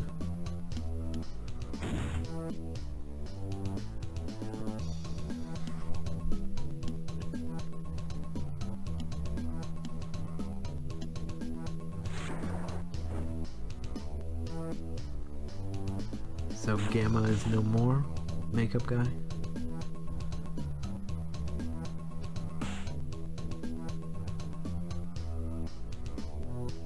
Cool myth. They usually both go attack Chu, but for some reason that one Minotaur has a mind of its own. It's independent. And so we're gonna kill Toya. Not quite yet, we're not going to.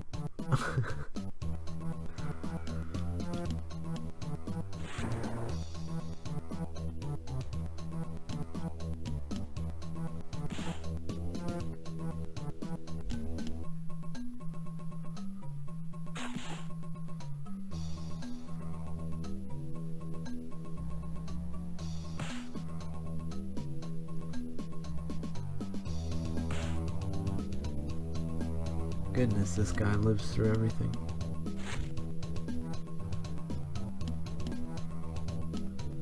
And yeah. And now the critical. Nice.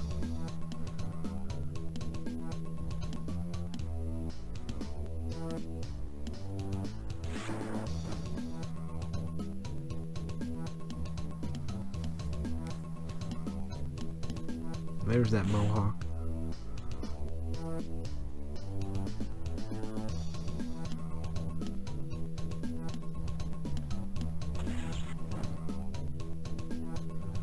Okay.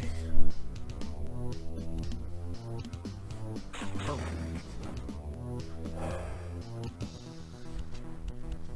And so we get another person, Toya, added to the team. Feels good, man.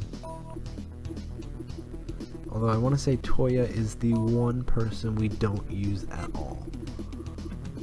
Because Jin is just slightly better.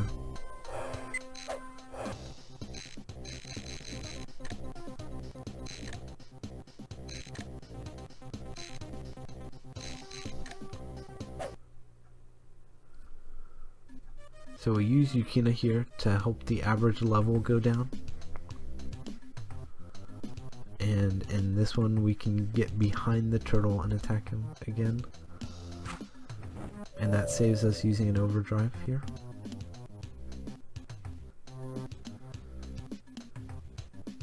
And so yeah, Hiei just kills Yukina.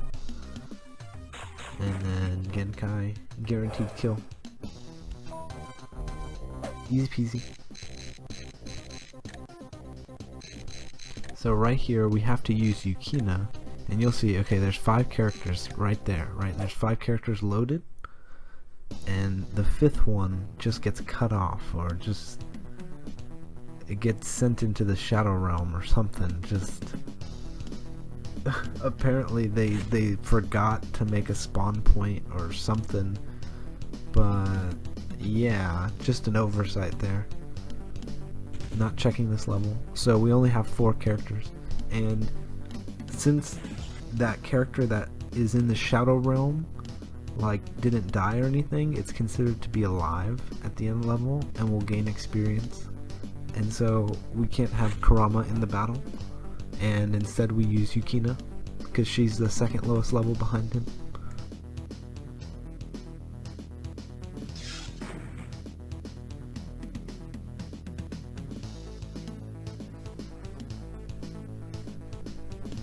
And these huge demons, those dark blue guys, they have like 500 health or something like that. Or no, those are they have like 300 health. Yeah, later on we see wolf demons, and they have fixed stats, and so they are at a set 500 HP. They're just tanks, although they don't do much damage. But yeah, huge demons and the wolves are like, they take a long time to kill, and a lot of spirit energy.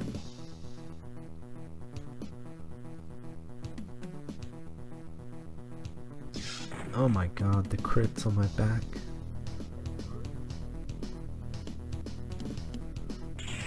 Look at that, level 2 going off right now. Getting the KOs.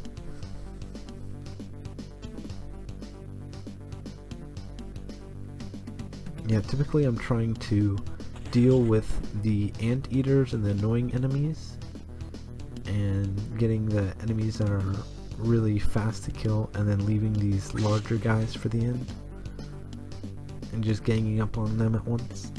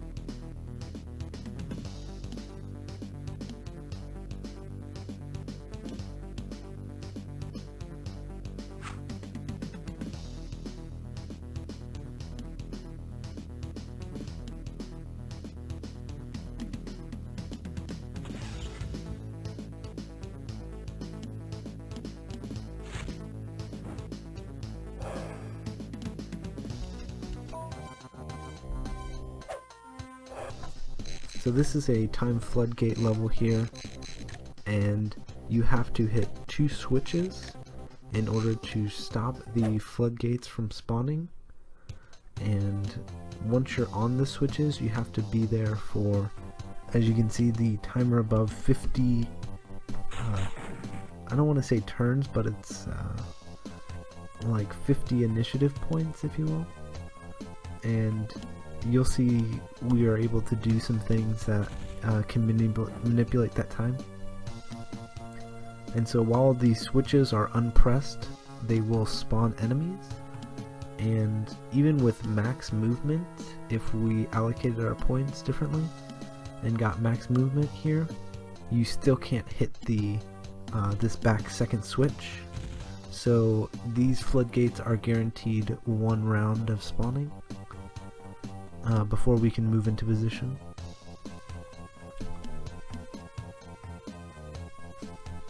And so here we go.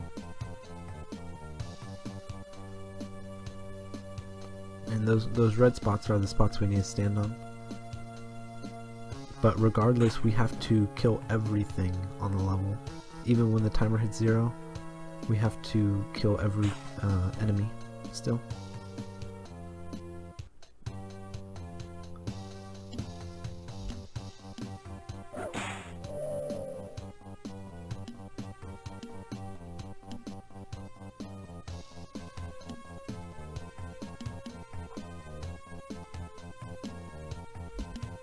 Thankfully, the winged demons don't have a ton of health. and the floodgates are, dependent on the average of my team's levels. So the lower the level of the floodgate, the lower the level of the enemy it spawns. So we're gonna hit this first switch.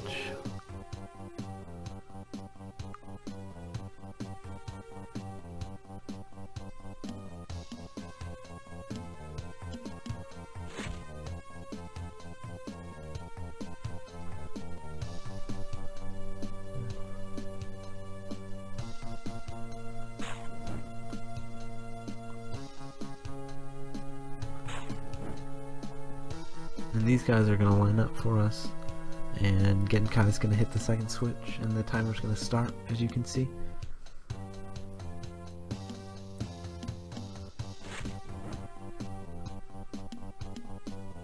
And so it uses the initiative list as a countdown, I guess.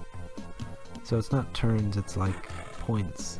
And so I'm going to do a bunch of big moves and attacks and try to get it to advance as quickly as possible. And charge is the second highest initiative you can move you can use. You see it took a big jump there, 13 points. Hiei's gonna charge.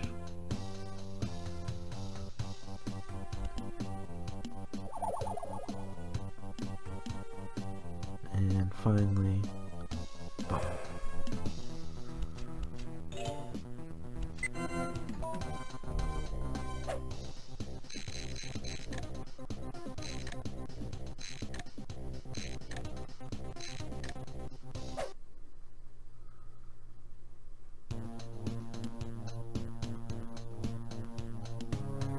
I actually really like this level here.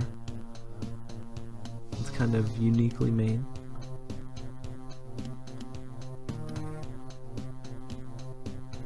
Pretty quick level too.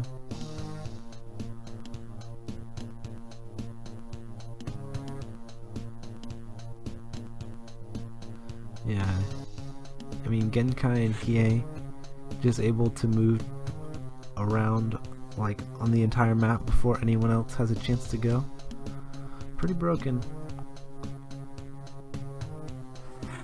We're gonna use the overdrive.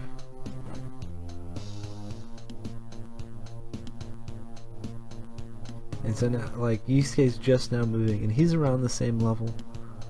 So yeah, I wish Yusuke could move a lot sooner. But it allows him to take care of these earlier creatures, or the ones closer to the beginning of the level.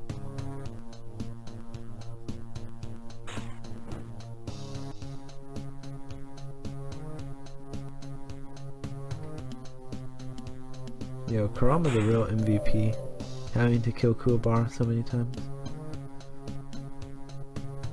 Okay, so like I said, shotgun has max damage at the end, so we have the full health winged demons stand at the we stand full distance from the uninjured demon in order to get the double kill there confirmed.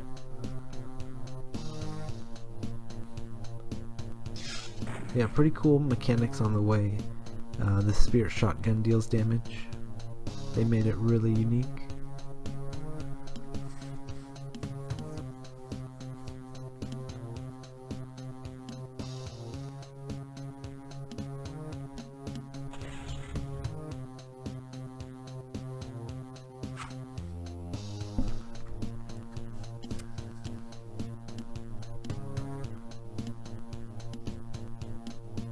Ooh, nice.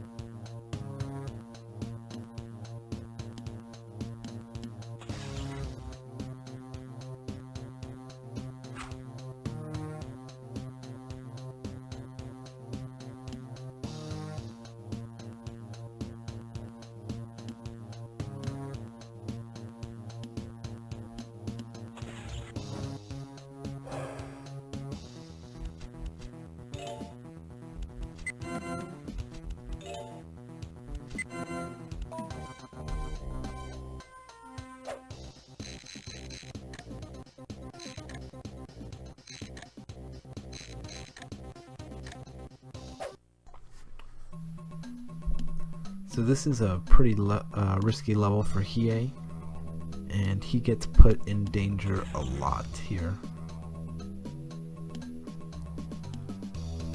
And I think going in with a health potion might be optimal here, but it is doable without it. It's a little risky.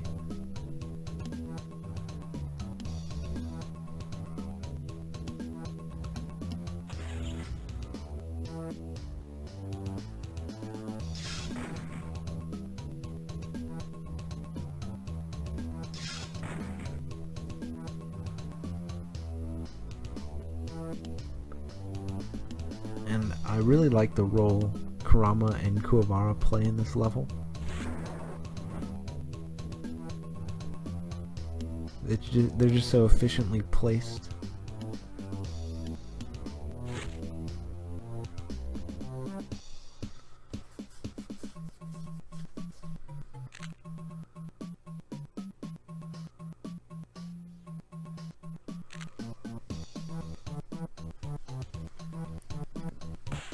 Kurama barely enough health to live through that one hit from the cat. And we're gonna get some use out of the overdrive here.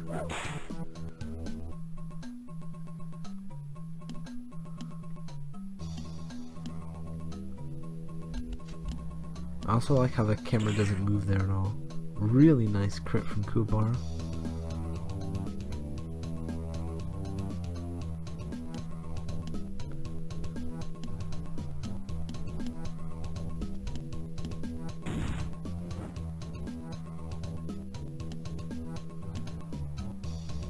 So it's important to stand on that spot with the starfish.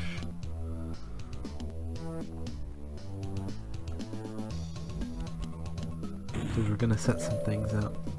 And really cool shotgun there. Taking care of everyone. Some good experience.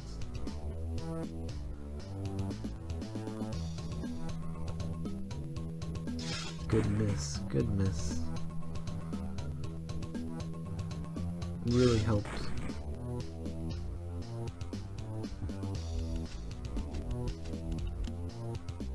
So 30 health here, pretty low.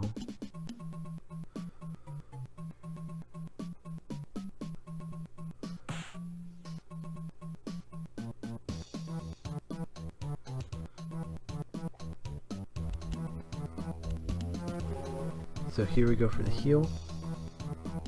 And we're gonna turn our back towards the, oh my goodness, the crits. That could have gotten real bad. And we turn our back there so that he attacks Hiei's back and allows us to set up for this. Lots of damage.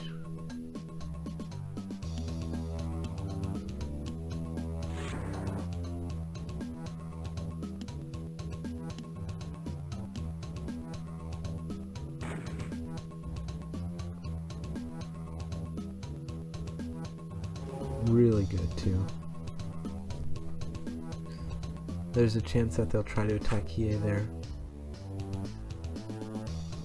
And yeah. And again, you can see why it's so risky. I recommend a healing potion. Look at that, 24. Oh. So these guys are still kind of living by a lot. The no chances, darkness, flame. And this is going to be close here.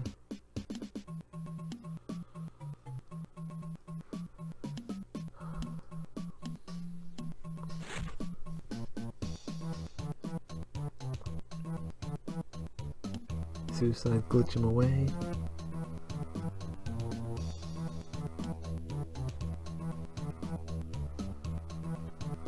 Oh.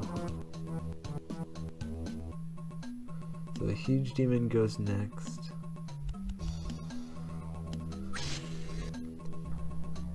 Kind of have to taunt, sort of an impromptu decision there, pretty tough. But if Hiei dies, then it's run over, so it works out.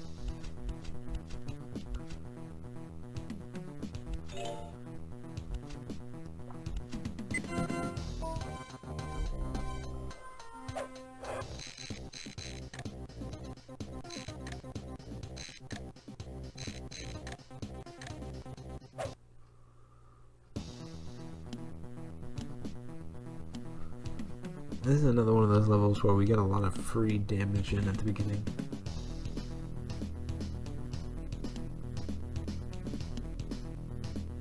And just kind of go with that hit and run strategy. There's just a lot of enemies on this board.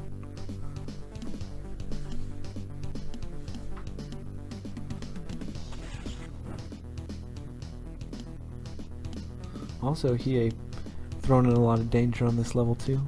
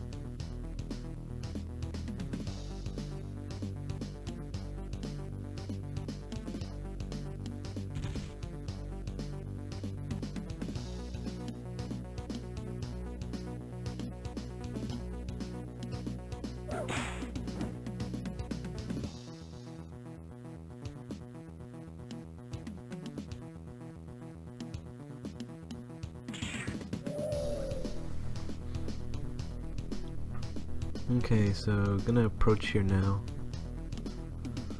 Kinda left everyone back, and this is the turn where we commit to killing everyone else.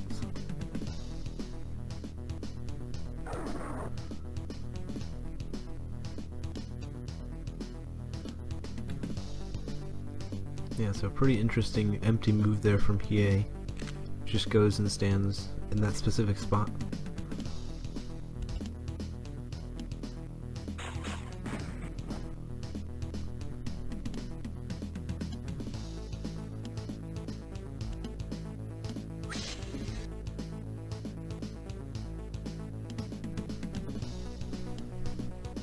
Taunting with Kuwabara there is gonna get that huge demon on the side. This guy. Yeah.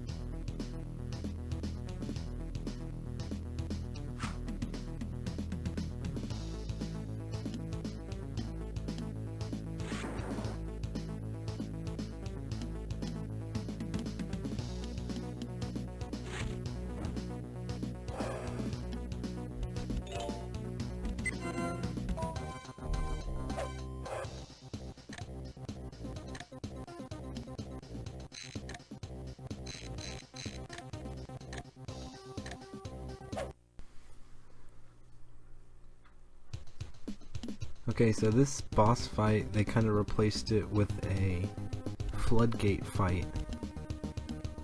And fortunately for that spot we have right there, we're able to hit the floodgate before it activates, and we're able to deal with him.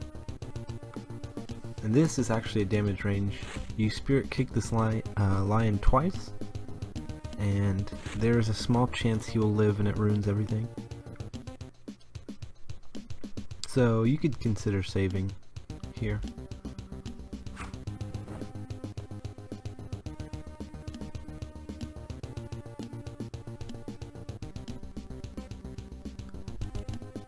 Yeah, this was actually a little bit harder to figure out how to kill the floodgates before they activate.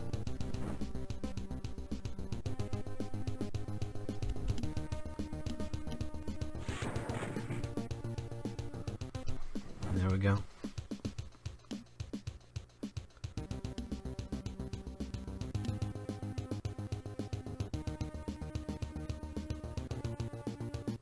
And I really like the design of this level. It's a pretty unique shape.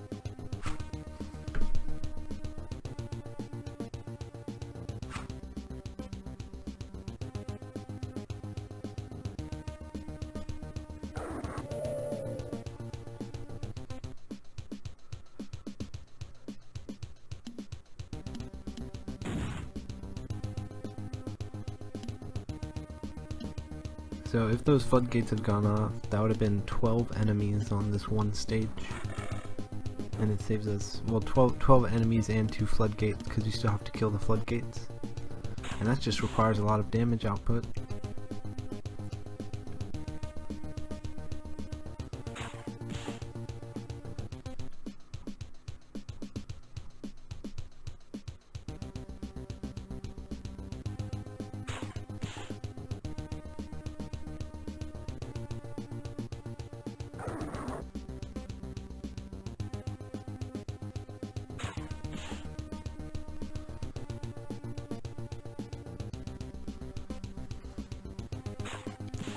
Yeah, so we have Yusuke and Hiei face out there, because those anteaters do a ton of damage.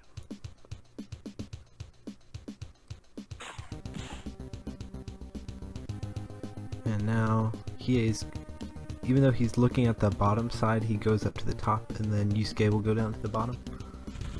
It just kind of works that way. Seems to work for me.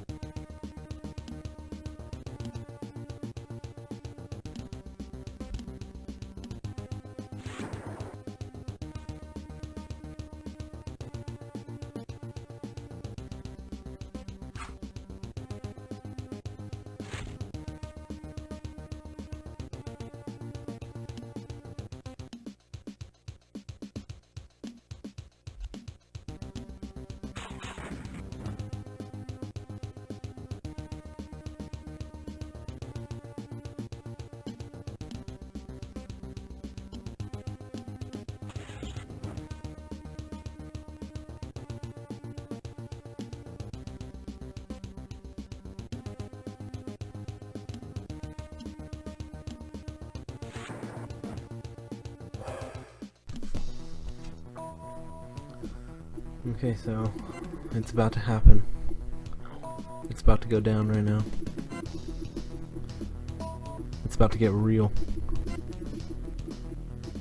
I was so close to getting that black ball. I think it's like a drain item. Yeah, so we have to use Genkai only here, and we suicide glitch to save some time. but basically rip. Yeah, she's gone. Cool stuff.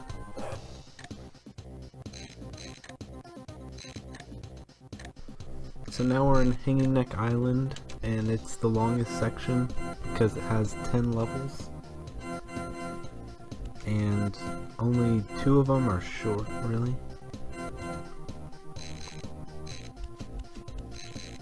And we need to equip some things here.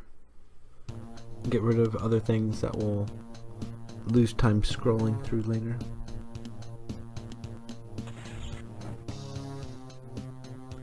And Jin's seeing some action here.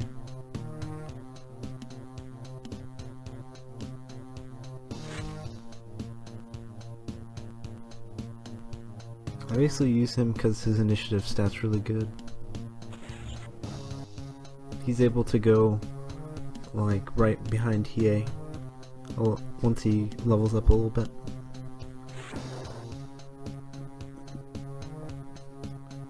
He just lacks spirit energy. He just runs out really quick.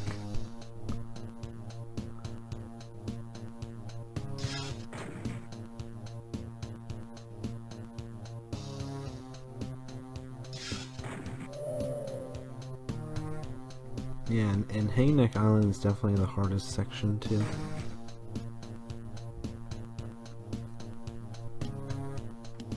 Since the last world is a lot of boss fights, this is a lot of enemy fights here.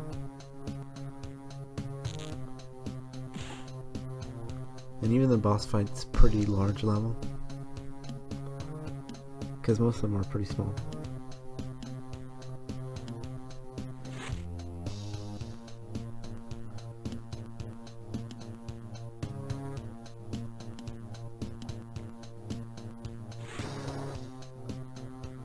So there you see the Brain Demon. They are pretty good. They have around 270 health and lots of movement and lots of range. But they only do regular poison damage instead of the heavy poison damage. So Anteaters are they're like kind of better, but you know.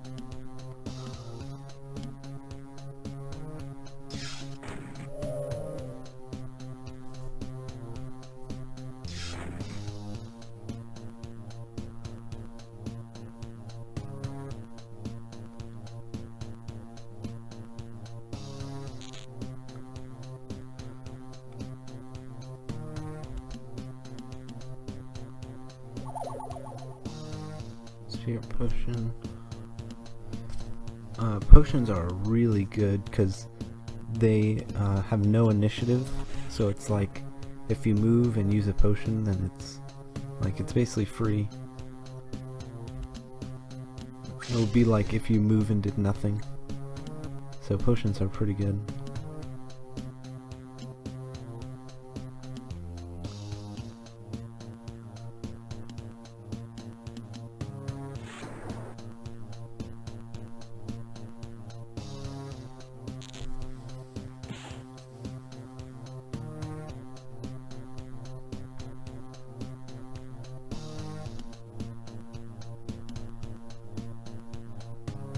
So I need to start setting up a little barrier here. Since these guys live for so long, it's not so much dying, it's just it can waste a lot of time if I have to charge and get everyone's spirit energy back up.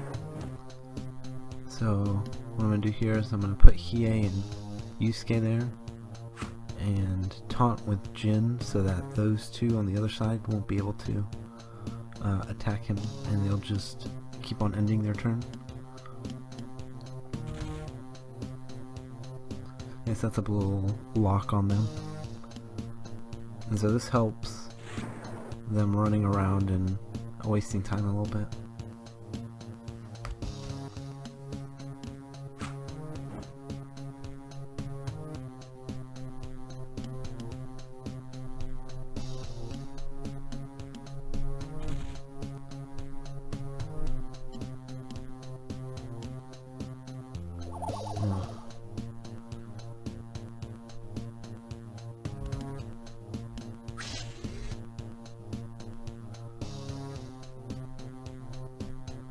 Also, we need to build up overdrive here, so taunt again.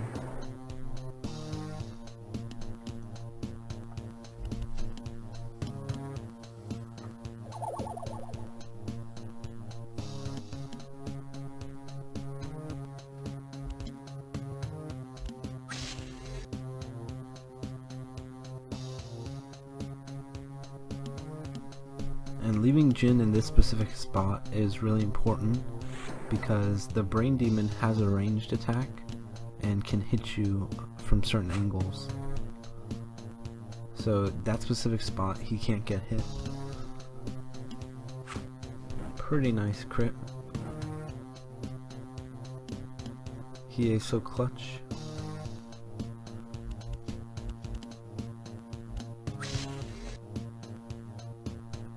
So we're almost up to overdrive here.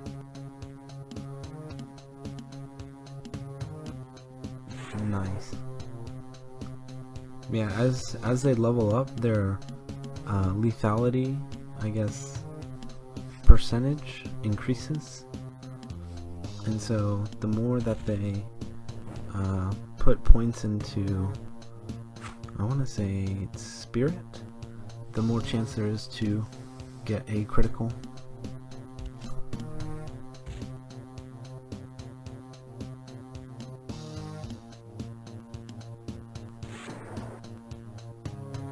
And they all have like different values for it too, so certain characters have a higher chance of getting a crit or a lethal.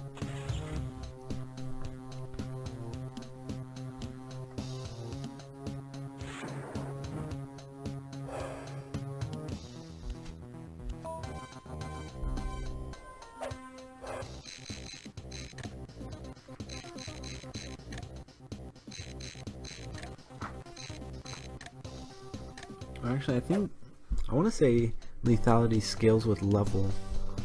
Just like, I don't think any stats affect it now I think about it.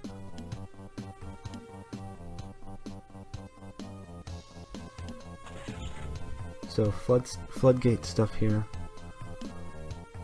Although we're really well equipped to deal with these.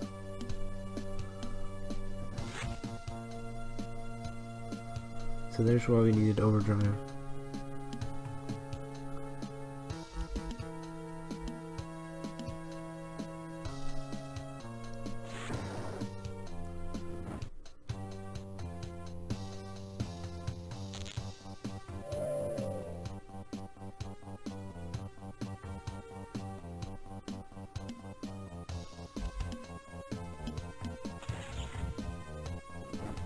Pretty nice.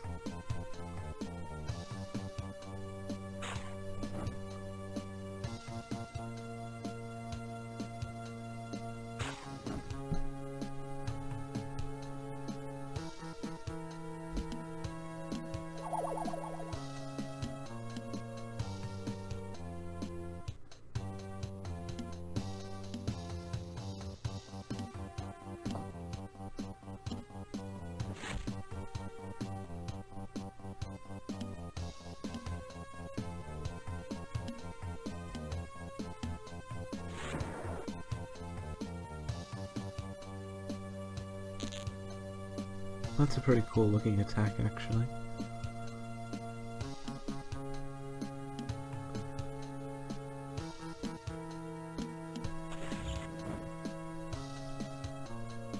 Yeah, and these are guaranteed one-hit kills on these flying demons with Hiei.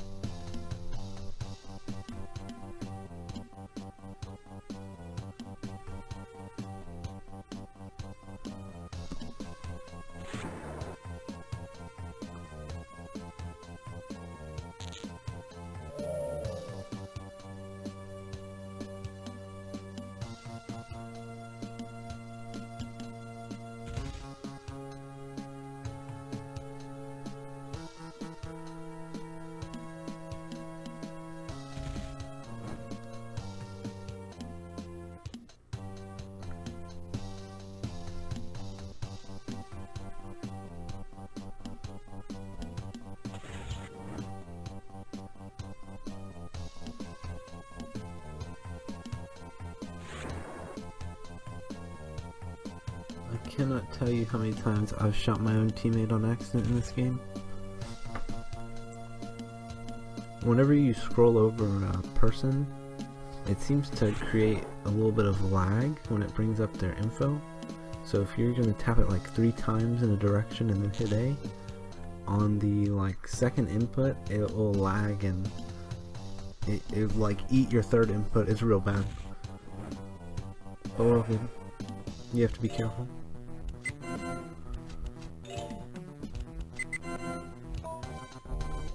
No level up for Yusuke, or no stat points there for Yusuke.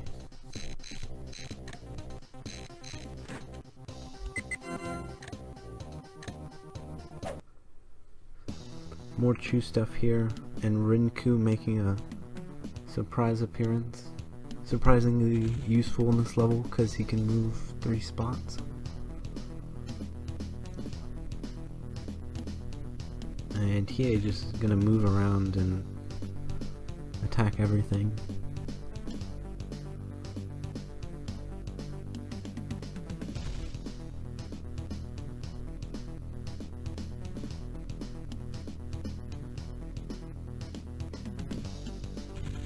Interesting, irrelevant critical. 69 damage, pretty cool. That's weird because it got doubled and it's an odd number. Interesting.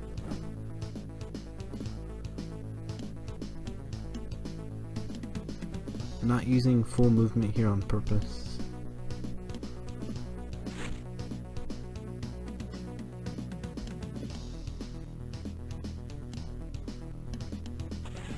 Wow, double useless critical, awesome. So we're gonna set up a little taunt thing here. Oh my goodness, the back crits. We're gonna set a taunt barrier up here with Chu standing on those 2 panels behind Hiei and Yusuke.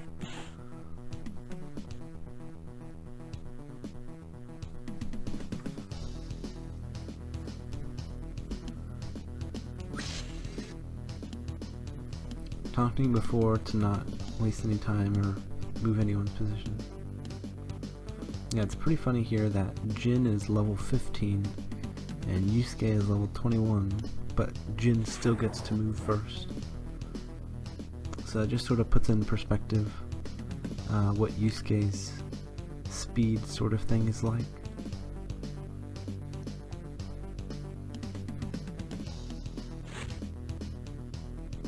And I want to say Kurama has about the same initiative stat as Yusuke does when they're at the same level.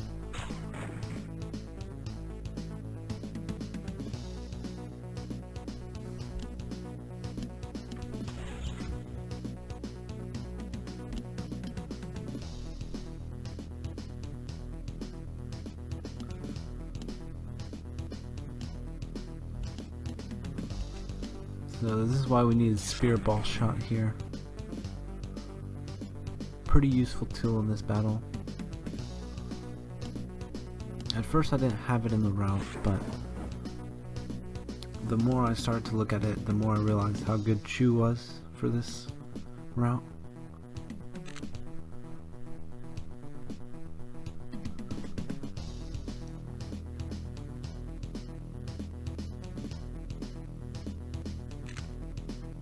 Yeah, the wolves are really the main problem here, and we can get confirmed kills on a lot of the other things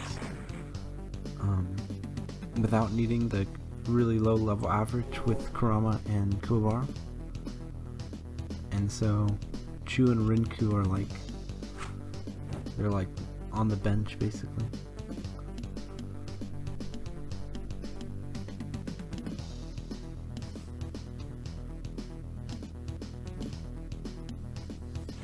But yeah, since the wolves are the biggest problem and they're not affected by the average level thing, then we just use the best.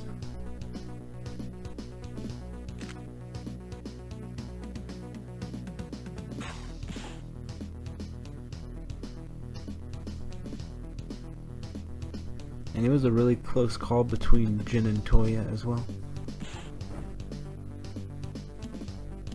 But I think Jin is just slightly better.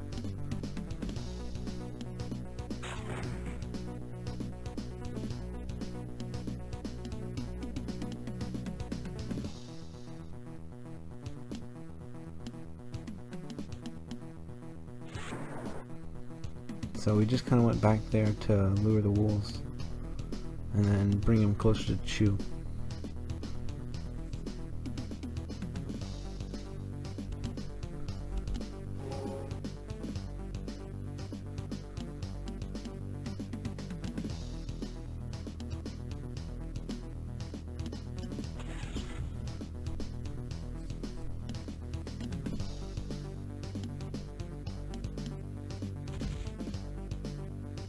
So now we box this wolf in here, and he can't go anywhere. And going to charge with Rinku to advance the initiative further, quicker. And he doesn't deal that much damage, so we can move here, and we still have the taunt barrier. If you look at Hiei, Rinku, and Yusuke, they still can't touch Chu.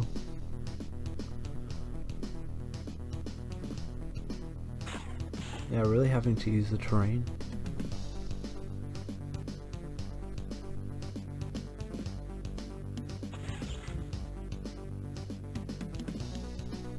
And when you trap that wolf on the side like that, it doesn't really allow them to run away or heal, and that's what they really want to do. And it's really bad when they do, because they get like 200 health or something crazy.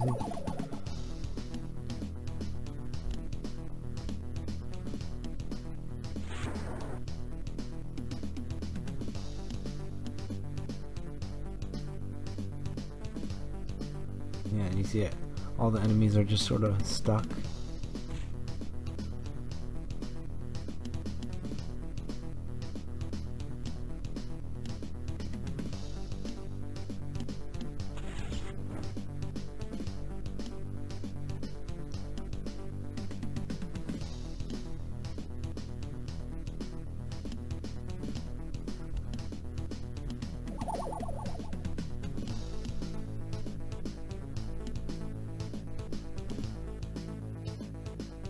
Checking initiative. Just gonna put him in place, trap him.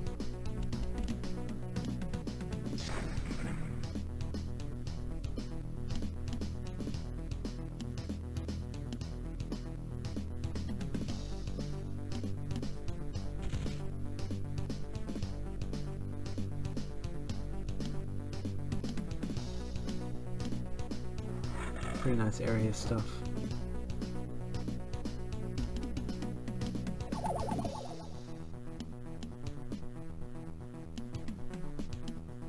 Yeah, and Jin flyby kick here doesn't need any spirit energy. It's so good.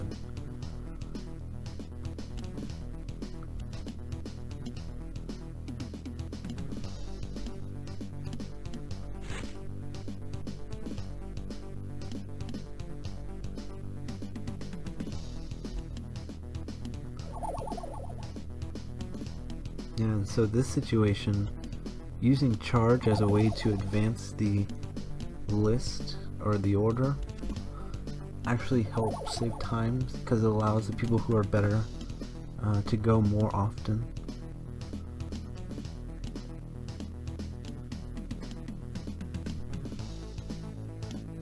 And so Rinku is irrelevant anyway, so he can bind it. That's no big deal. Sorry if your favorite character is Rinku. And we don't need Chu to level up anymore.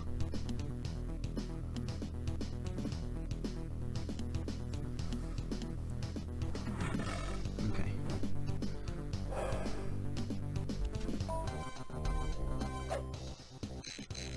Yeah, these Hanging Neck Island fights are crazy.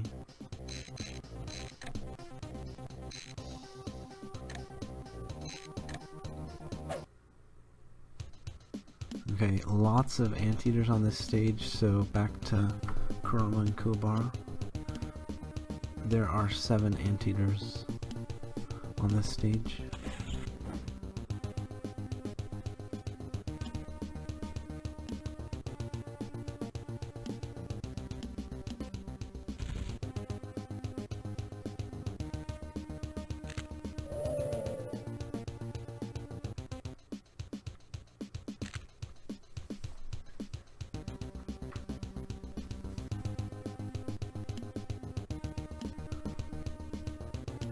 So we need this panel behind Yusuke, and it's gonna help draw everyone in for some nice area stuff.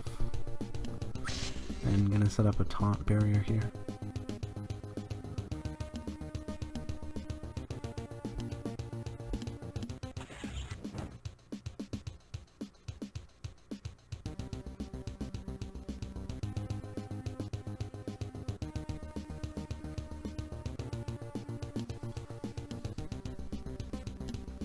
Kurama is actually important here because he allows us to line up some of these enemies and get some area stuff going on.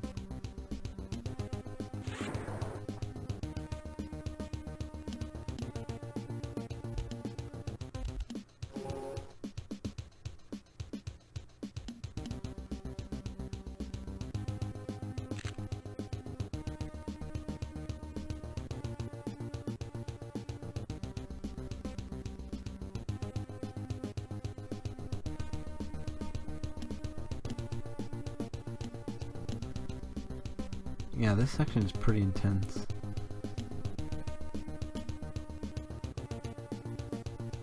And since he is the best, he's just gonna kill all of the anteaters. No big deal. Yeah, and they put cool little like effects in the ground, like there's like red and it's like glowing. I think that's supposed to be blood. That's pretty intense. There's like bones and stuff anywhere. And it's called Hanging Neck Island. I mean, jeez. It's pretty intense stuff.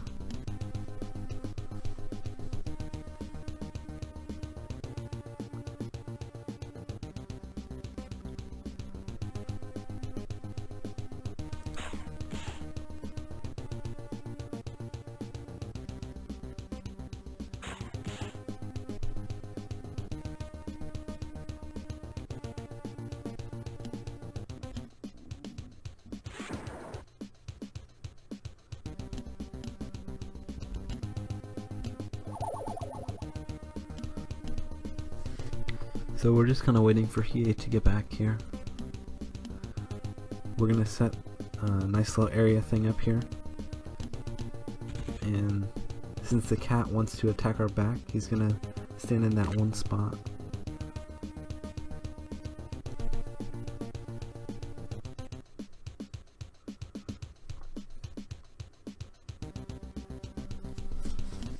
And we do that light attack so that this is guaranteed on this group.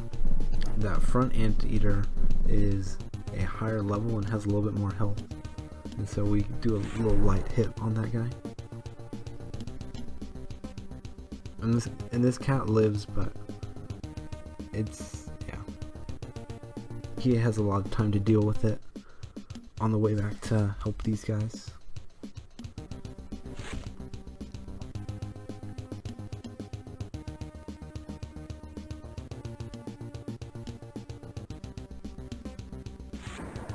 But yeah, Hiei just takes care of all the anteaters pretty efficiently.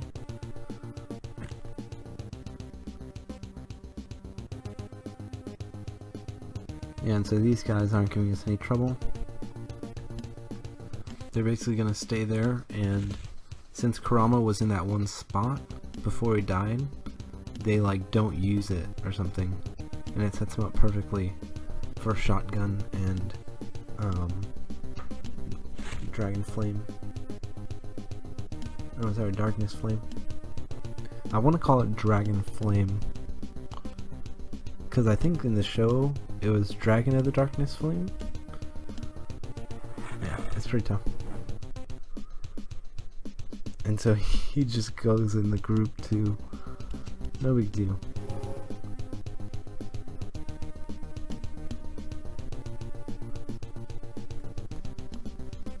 And then we get another nice area here with the OV.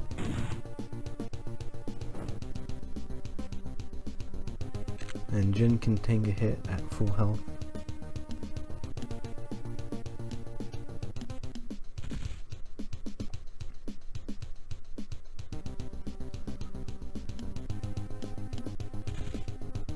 So this wolf still has a decent amount of health.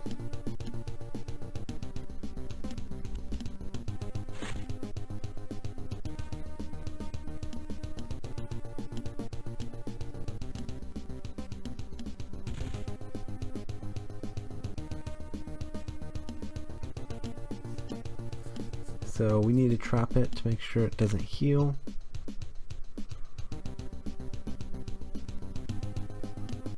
And I think Hiei...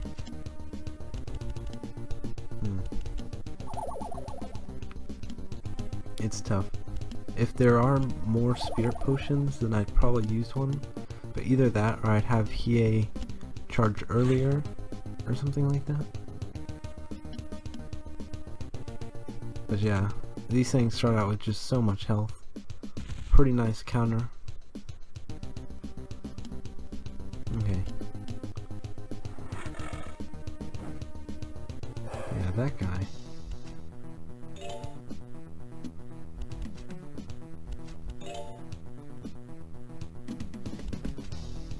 Okay. A little confused there. No big deal. We're all good. We're good. We're good.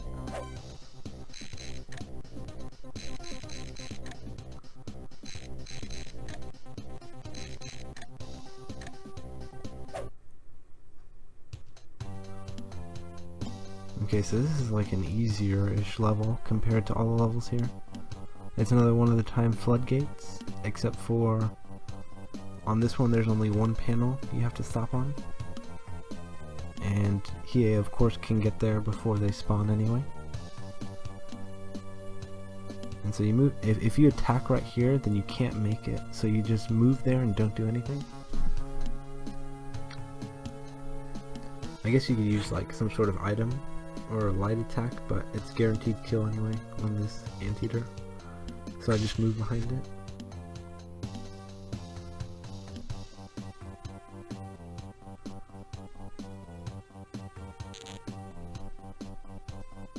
Yeah, pretty nice. Jin is able to hit the anteater through the trees there.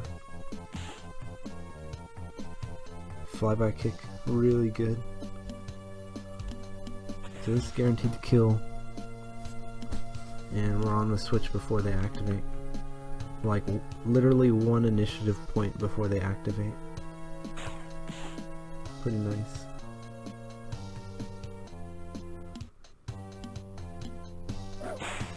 Kurama killing Kuwabara as always.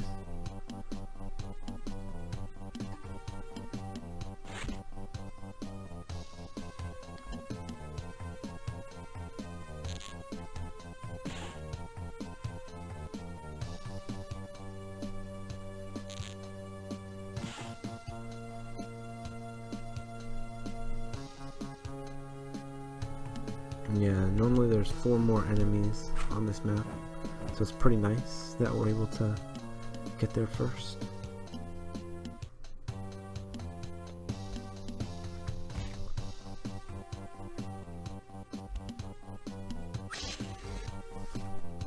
So Yusuke actually can't move anymore because the brain guy was there. Those guys are called brain demons, by the way. Those guys in trench coat looking thing. And so Kurama gets him to move.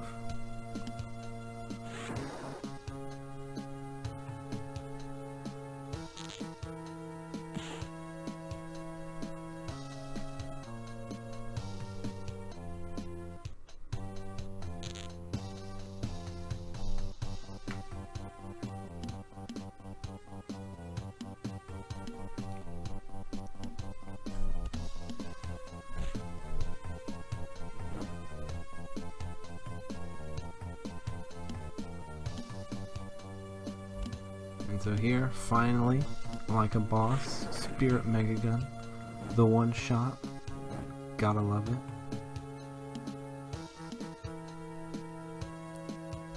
Yeah, at Spirit level 8, I think all the characters get a special or super spirit attack or whatever. And Isuke's is Spirit Mega Gun, and able to one-shot that guy. Pretty nice.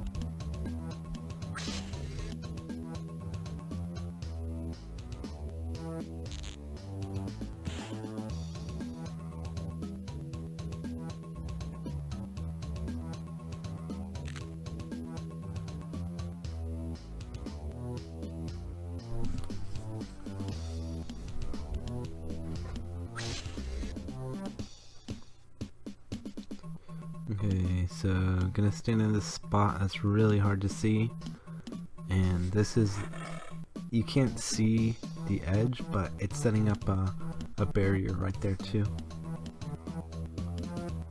Oh, yeah, the cursor gets a little bit ahead of itself sometimes.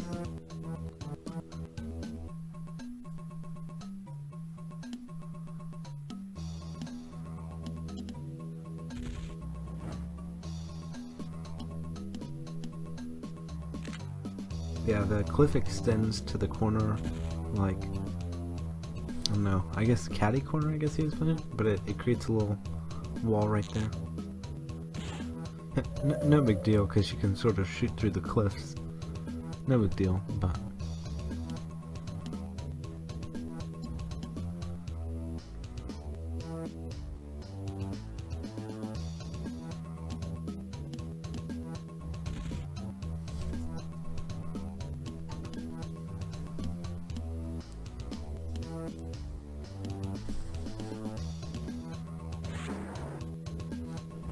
Crit.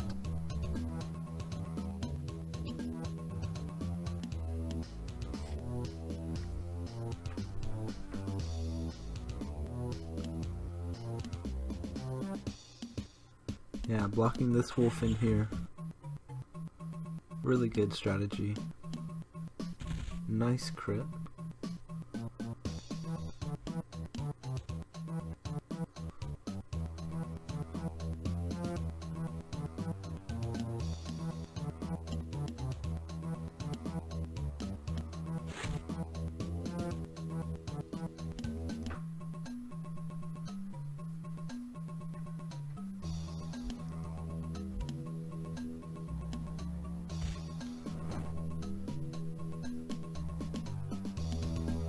Jin can actually die, so we have to back him up.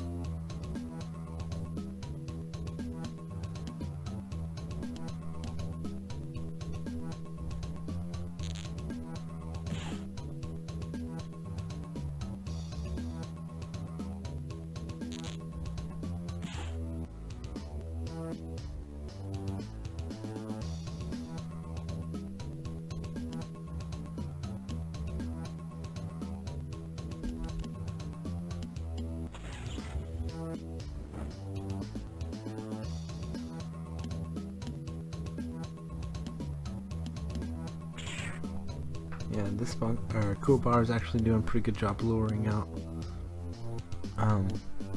enemies on this stage.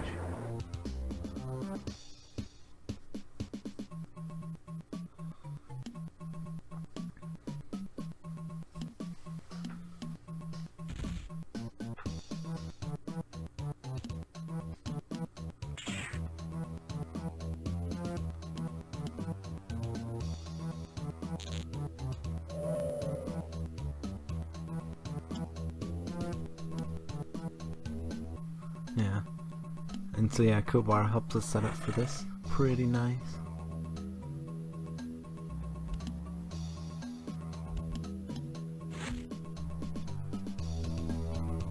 And suicide glitching here to ensure that he doesn't die, and making sure he gets experience.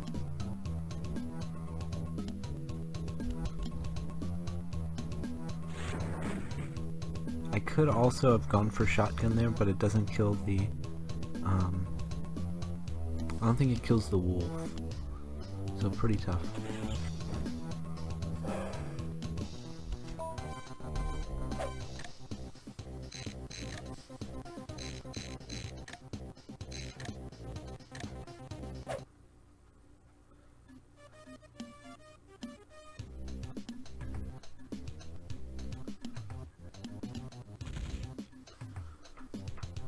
Naturally, Hiei is just gonna run all over the place.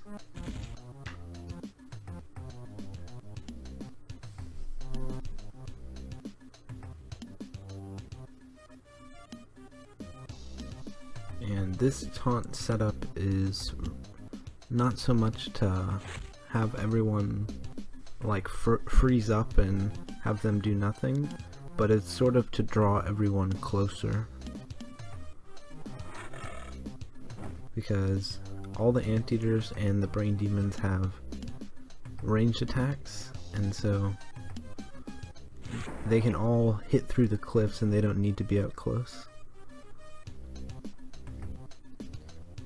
Yeah, so the taunt setup is pretty interesting on this level.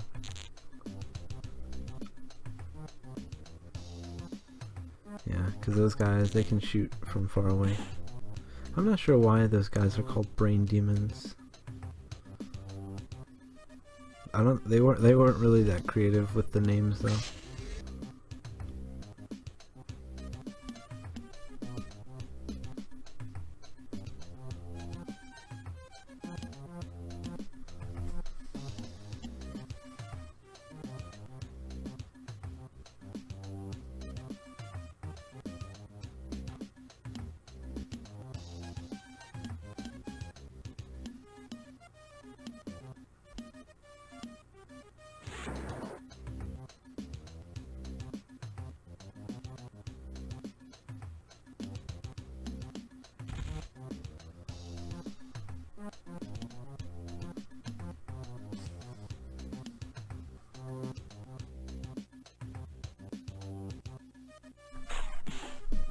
Yeah, I'm not really sure why those gray guys are called anteaters either.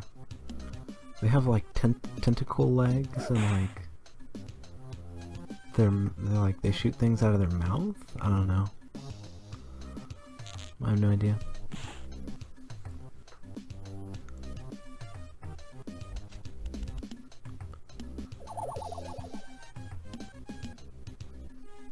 Yeah, so Jin just has to struggle to stay alive. Just constantly charging and healing and stuff like that.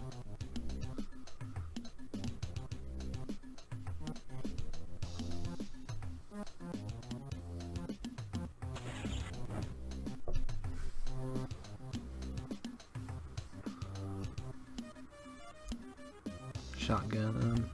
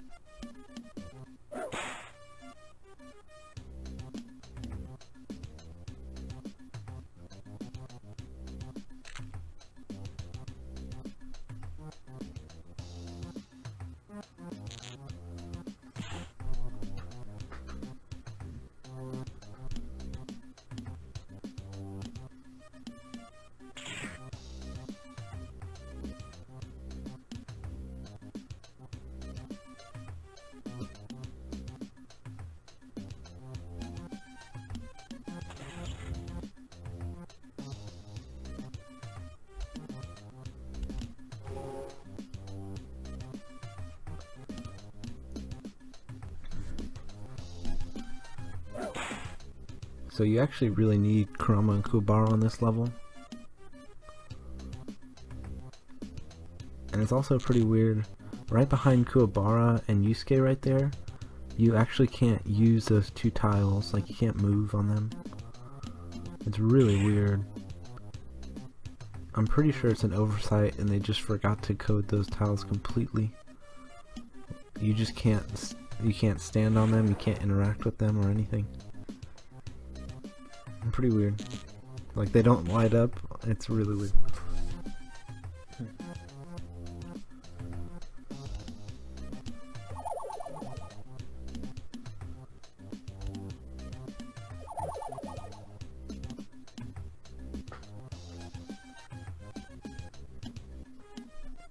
Hiei just doing all the work, basically. Able to get anywhere pretty much now. Really nice area attack. Also deals with Kuwabara. Ooh, crit. That's insanely cool. And we also need to deal with Kurama before we deal with this last brain demon.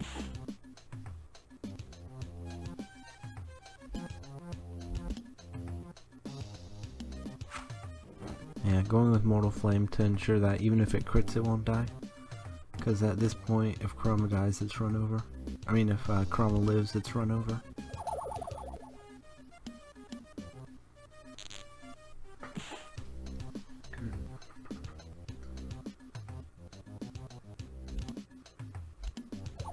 Yusuke too low on a spirit to do anything.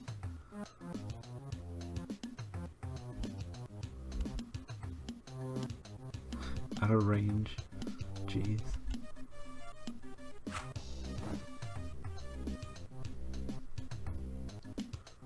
And okay. Yeah, we have to make sure he dies.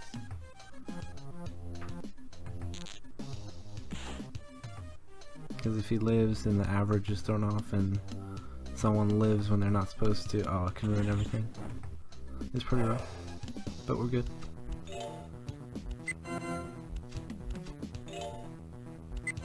Oh. So getting Dragon Summon from Hiei, which is pretty broken, onto an already broken character.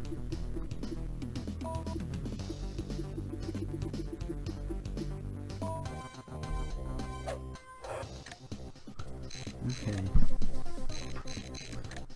The Shishi Wakamaru fight. And also this is Suzaku, or Suzaku.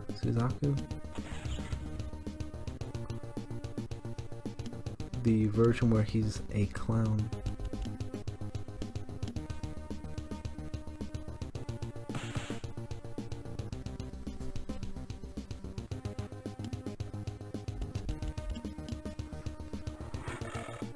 So pretty quick kill on Shishi.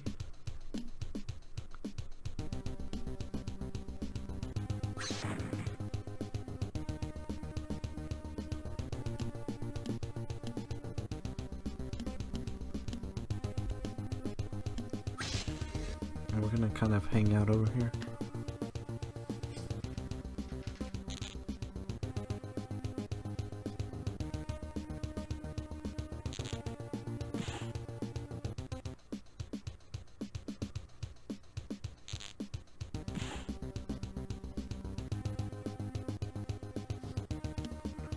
So we don't need Chu at all, really.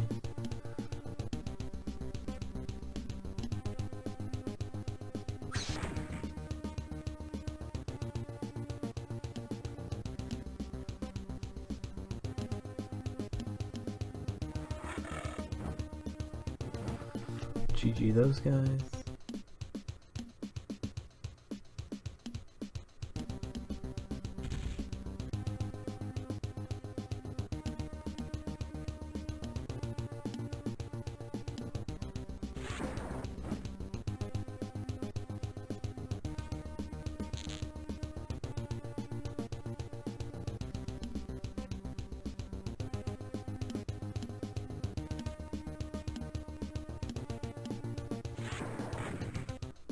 crit.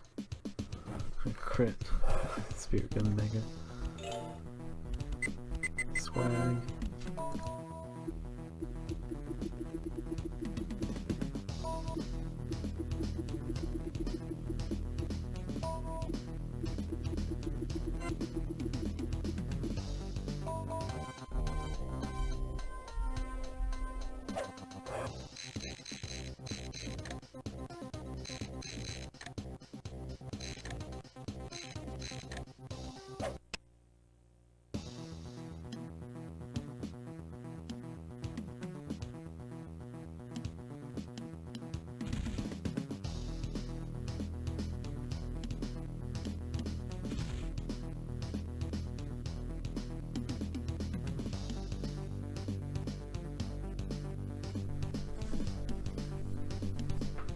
So Dragon Summon is pretty broken, and to sort of put it in perspective, Hiei can use Dragon Summon twice, which is his biggest special move, and Yusuke can only use Spirit Mega Gun once. And so, like, for their ultimate moves, you know, Hiei has more spirit and can do his, you know, the Dragon Summon 2 times in one map without, you know, charging or anything.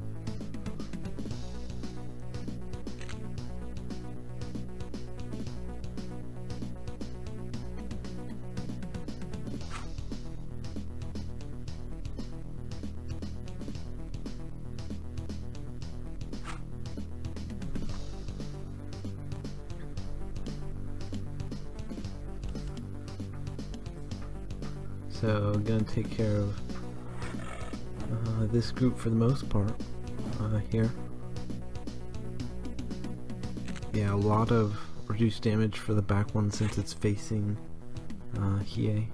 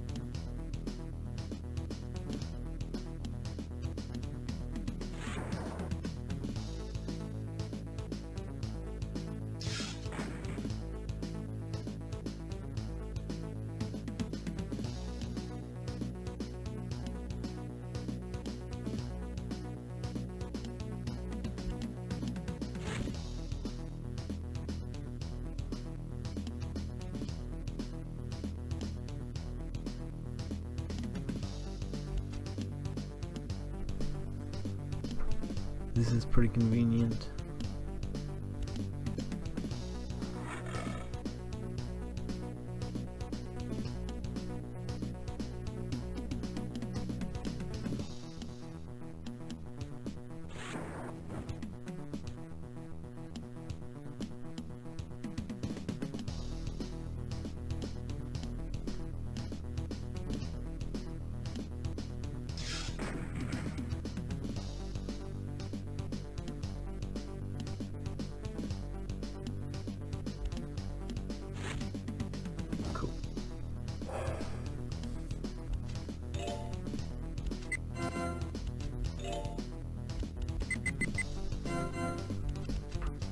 Okay, this was one of the harder boss fights for me to route out, but it works out pretty well.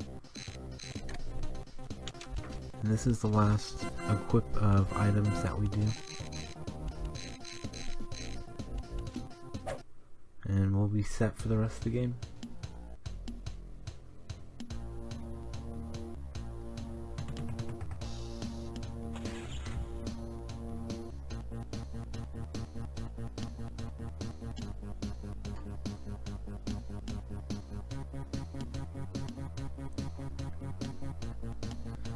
The dragon summon just destroying everything.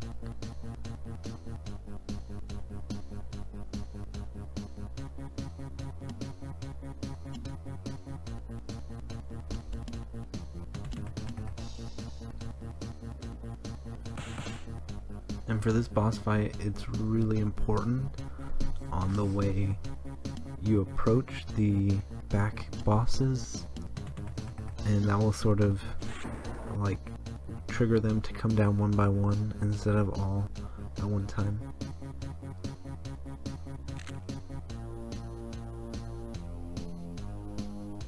Yeah, so placement is really important.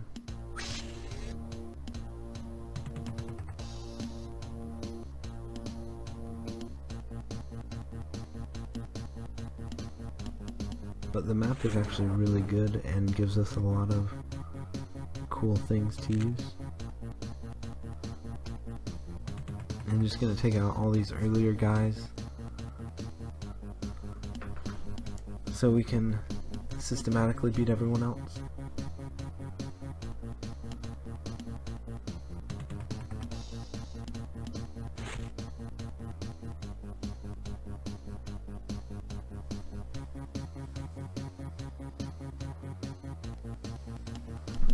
I'm gonna start trapping this guy against the wall so that he doesn't heal.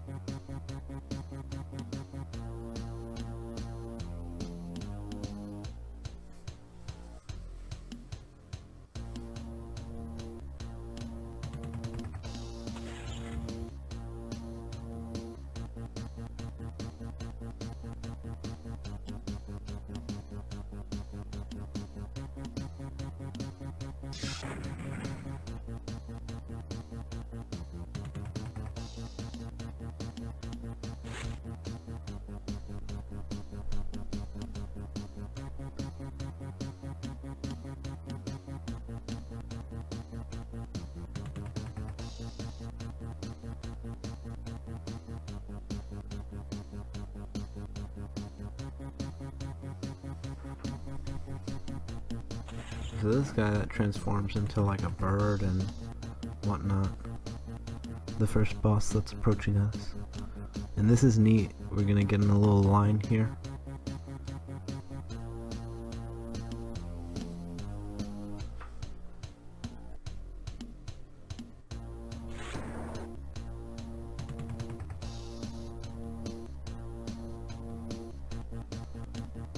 Also setting a taunt barrier, pretty nice.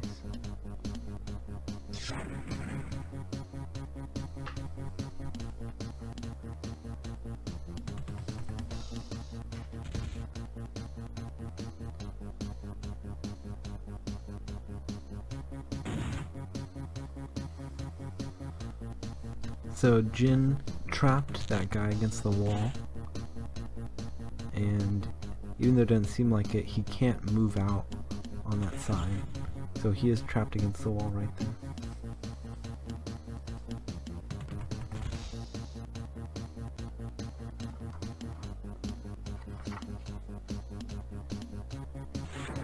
Go ahead and finish it.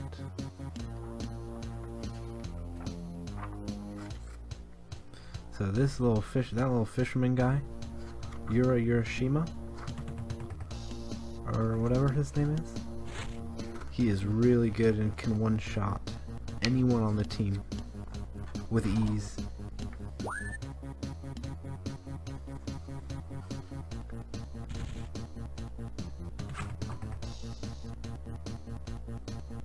So pretty cool setup there. As you see, he hit his own teammate with that.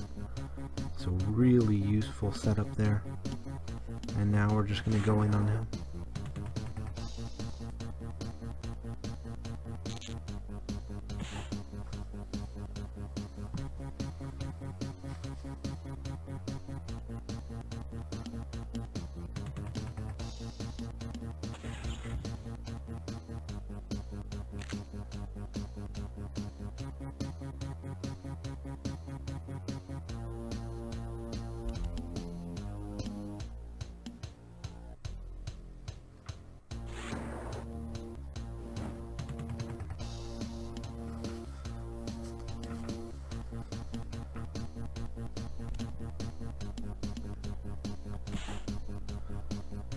So yeah, important to face that direction with Chu, because he's going to get attacked from that side. So important to face that direction.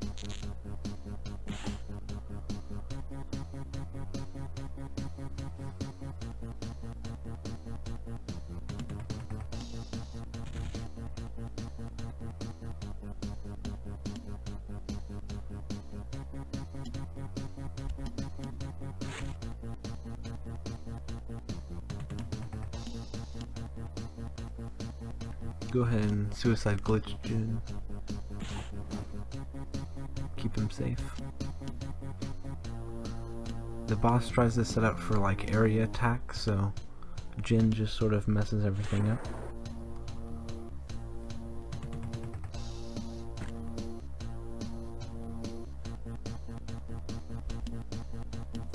So here's the spirit potion. I'm giving Hiei another full 2 dragon summons for the price of just moving. Nothing broken about it at all.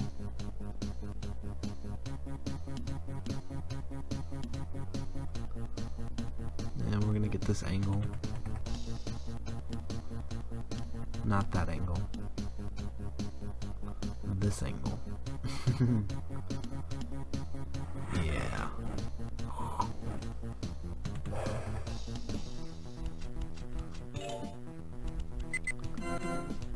So not bad.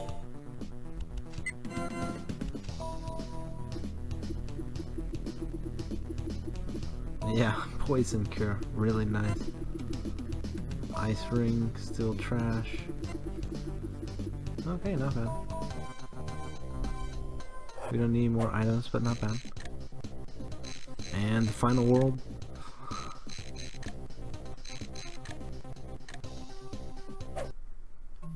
They thankfully give us a pretty easy level.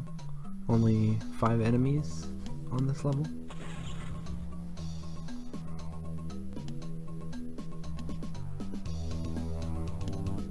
And this world just goes a lot faster because there's so many boss fights.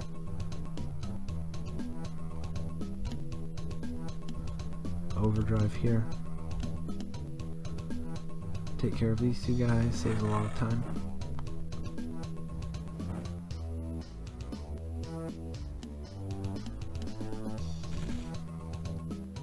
Trying to move minimally, so we're gonna leave Jin there.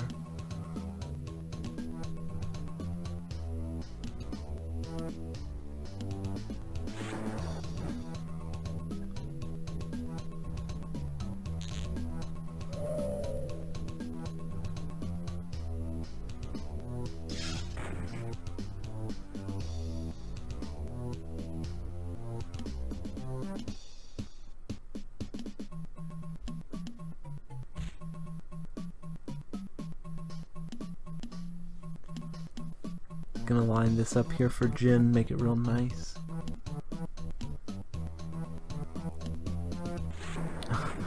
I love how the Mega Gun like doesn't even touch the person, it just goes in a random direction.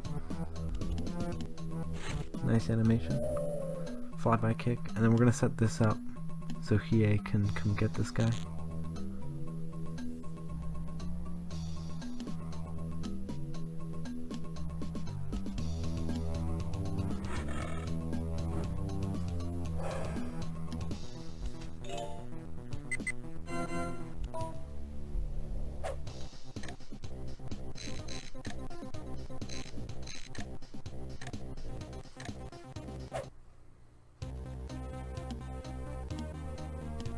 Yeah, so we get split up in two here, but it's not too bad.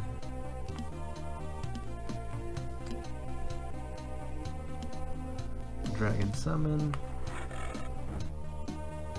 So good.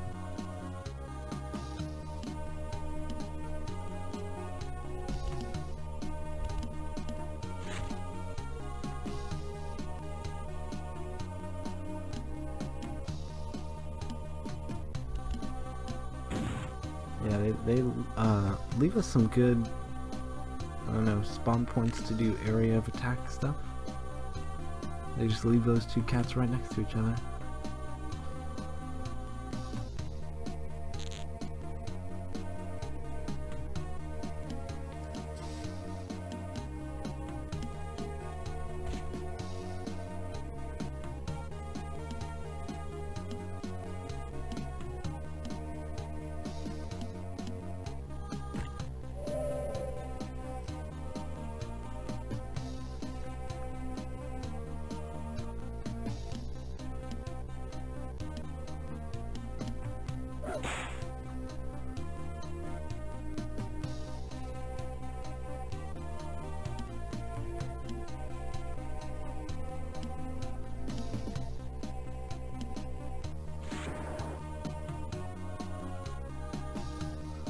Another flyby kick here.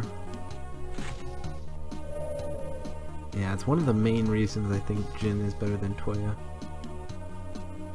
Flyby kick is unlocked by putting points into movement too, which is another bonus.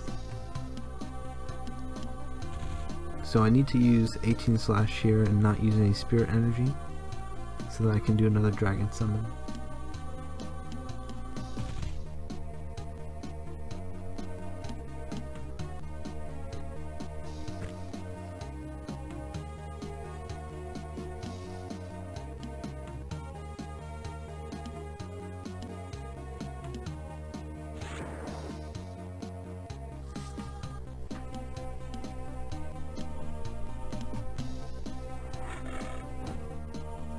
Good stuff.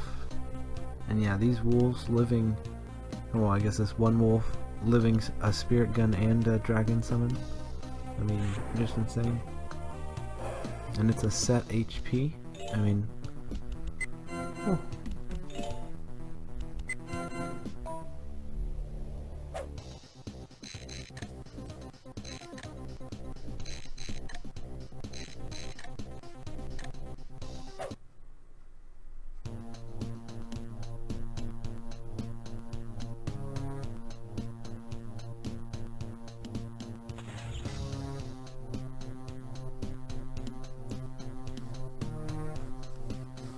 So the hardest thing about this level is just trying to get all the enemies to group together.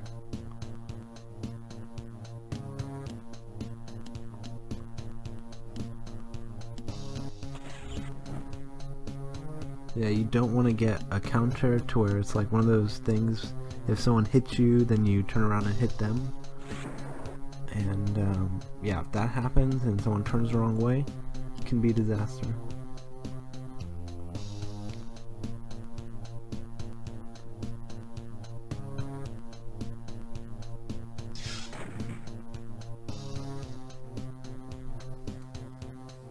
But just area attacks are just really, really good. They're just really efficient to hit two enemies at the same time for like the initiative cost of 1 or 1.5 moves. It's just efficient.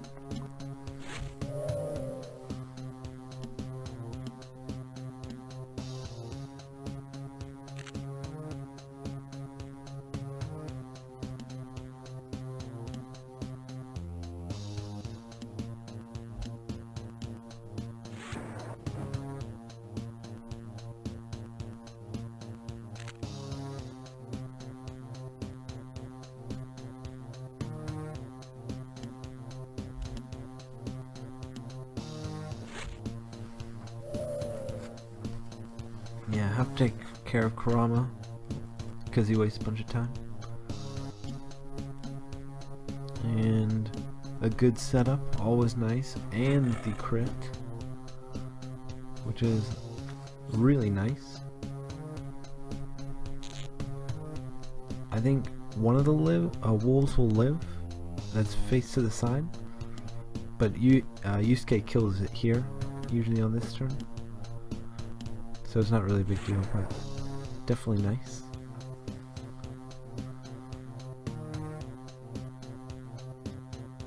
And I really like the plants on this stage, like those purple flowers or whatever those are. They're just nice.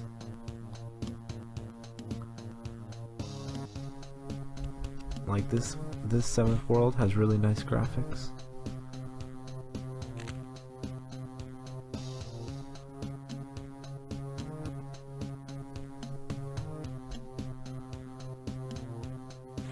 Ooh, the crits are real.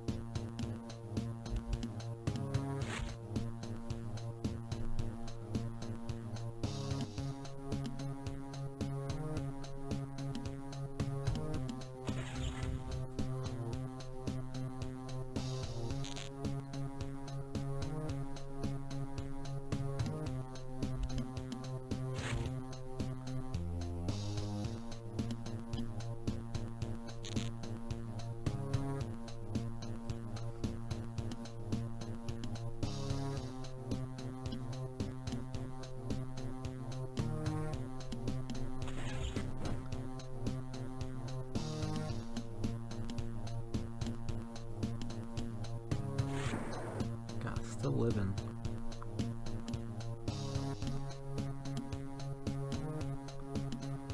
Have to spirit kick here. Yeah, see, Yusuke's spirit energy could be better.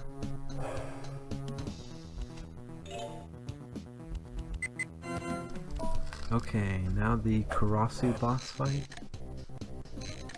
And he is not really that bad unless he gets a crit on you.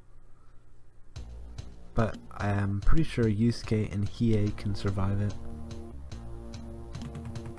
I don't think Jin can though.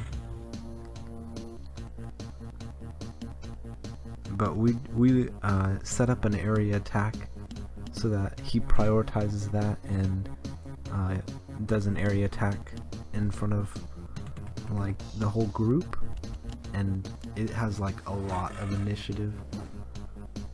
And so he'll get sent really far back on the initiative list. And we'll have plenty of time to kill him. Yeah, so this little 3-person line here. And Jin needs to face that direction. Really important.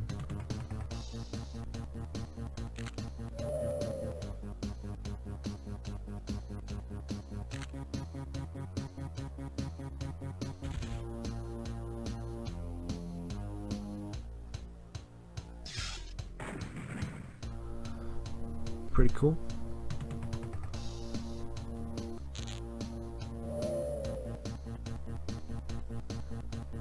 And it's actually interesting because Karasu doesn't have as much health as the wolves do. So pretty weird. And that just sort of shows how much health the wolves have.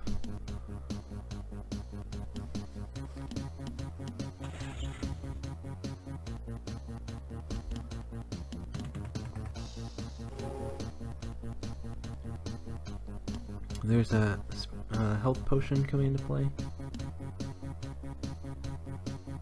We're using Jin as bait, so we need him to be full health.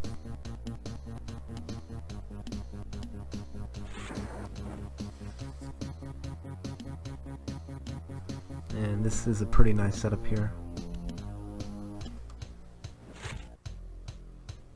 And I attack here because even though the wolf is gonna die from this dragon summon, it stacks the order so that Jin doesn't go before Hiei. Or well, it doesn't go like twice or whatever.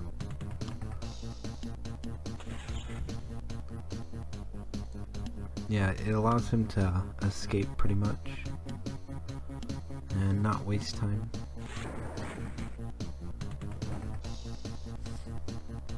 And so it leaves him here, which we suicide glitch.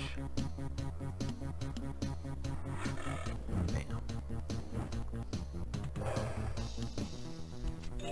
Yeah, so Jin, even though he's trapped and can't move, he still gets experience. Re-entering, save like minute frames, but you know.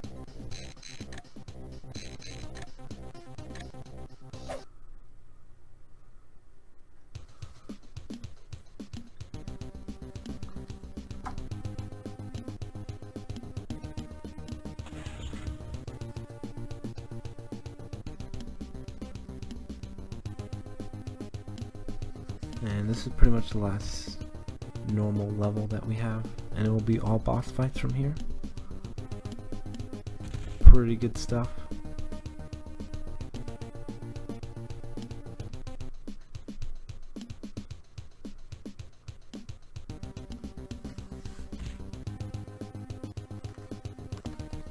And this level setup is really difficult.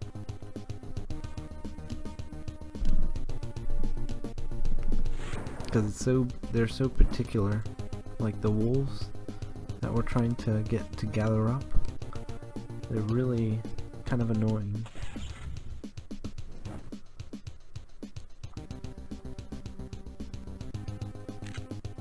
Like, I think there's a small amount of RNG for some of them.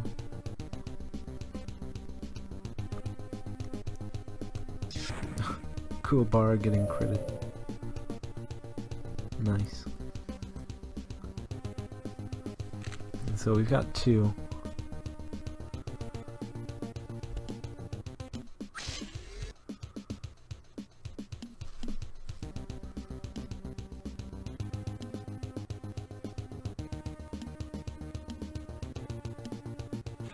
Nice.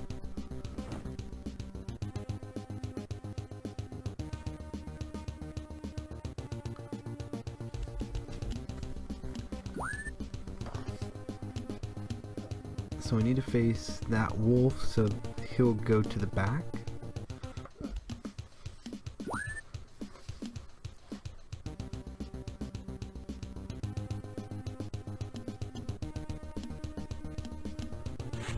Kurama just...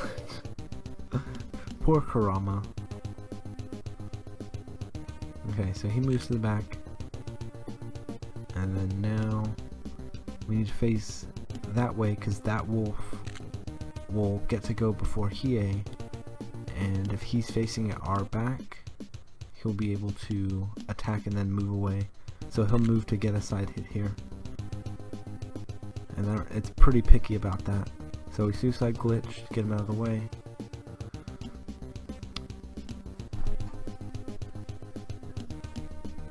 And pretty nice setup.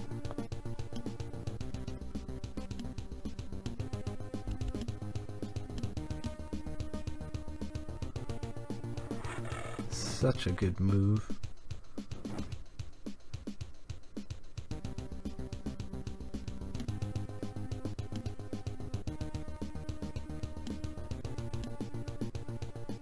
And this wolf probably gonna live. Yeah.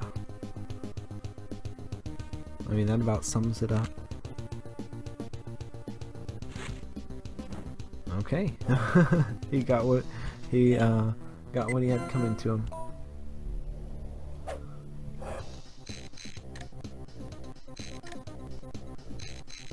So this is free and pretty cool actually. You can hit him through the gap.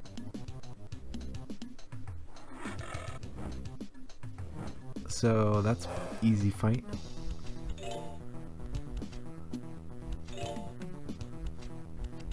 Not ready. Okay.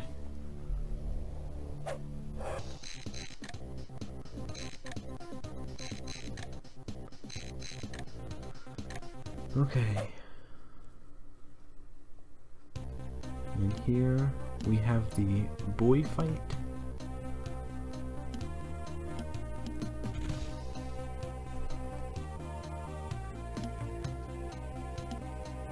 So now it's just the rest of Team Toguro.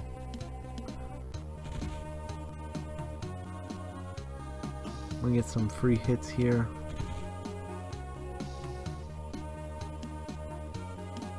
And set up. And really cool hit and run stuff here. Getting out of the boss's range.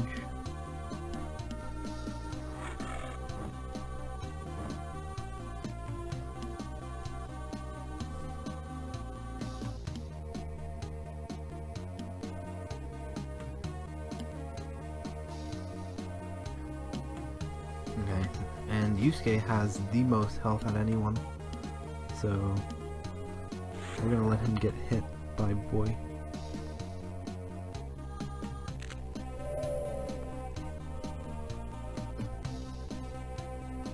Oh, and the crit. Wow.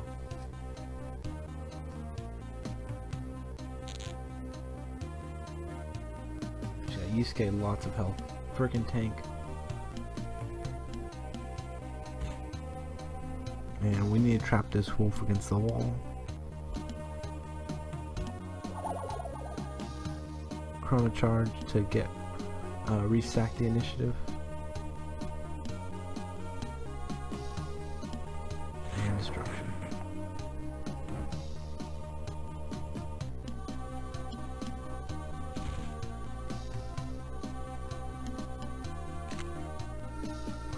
Kurama taking the hit to the face and living.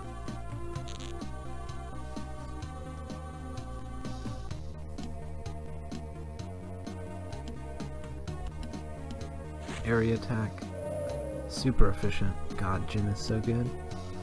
And enough still to use Dragon Summon. So pretty easy fight.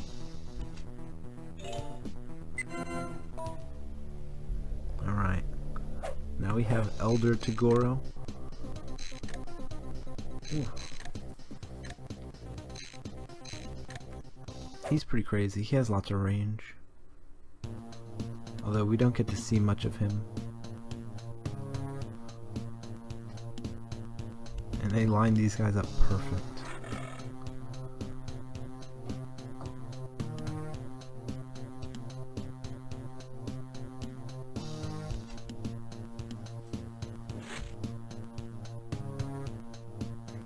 So still out of his range.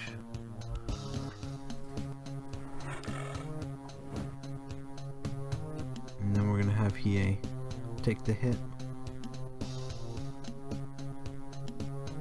And flyby kick. Working wonders as always.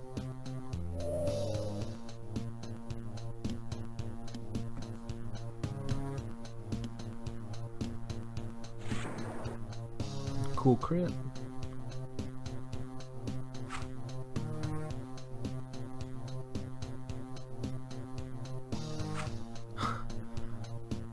That shoulder swipe for 152.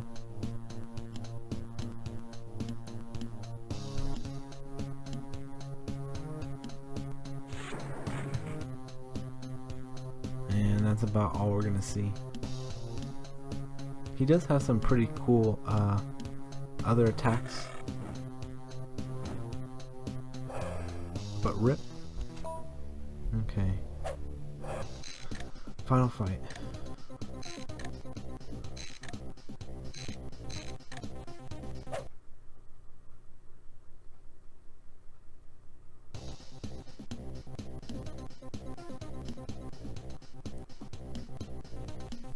Toguro has close to 700 health here. So he's a monster.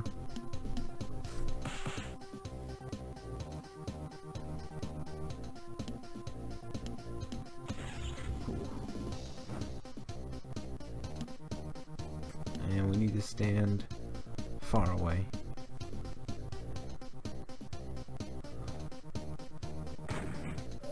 Poor Kuwabara. And so now we just go, yo, what's up? Come at me, bro. This is the come at me, bro strat. Or you just stand in front of Toguro.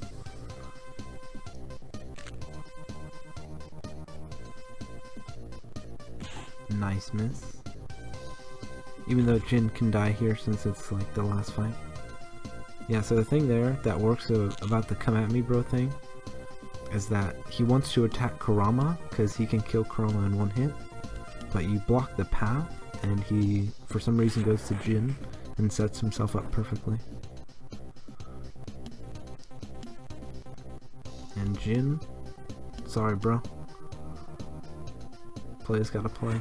Oh, the overdrive and the crit, oh that damage, wow. And Kurama can live, because it doesn't matter if he levels up.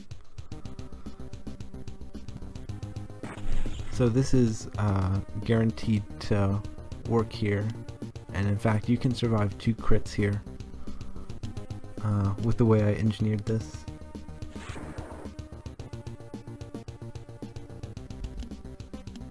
So Spirit Gun, full heal, and then put your back up against the corner.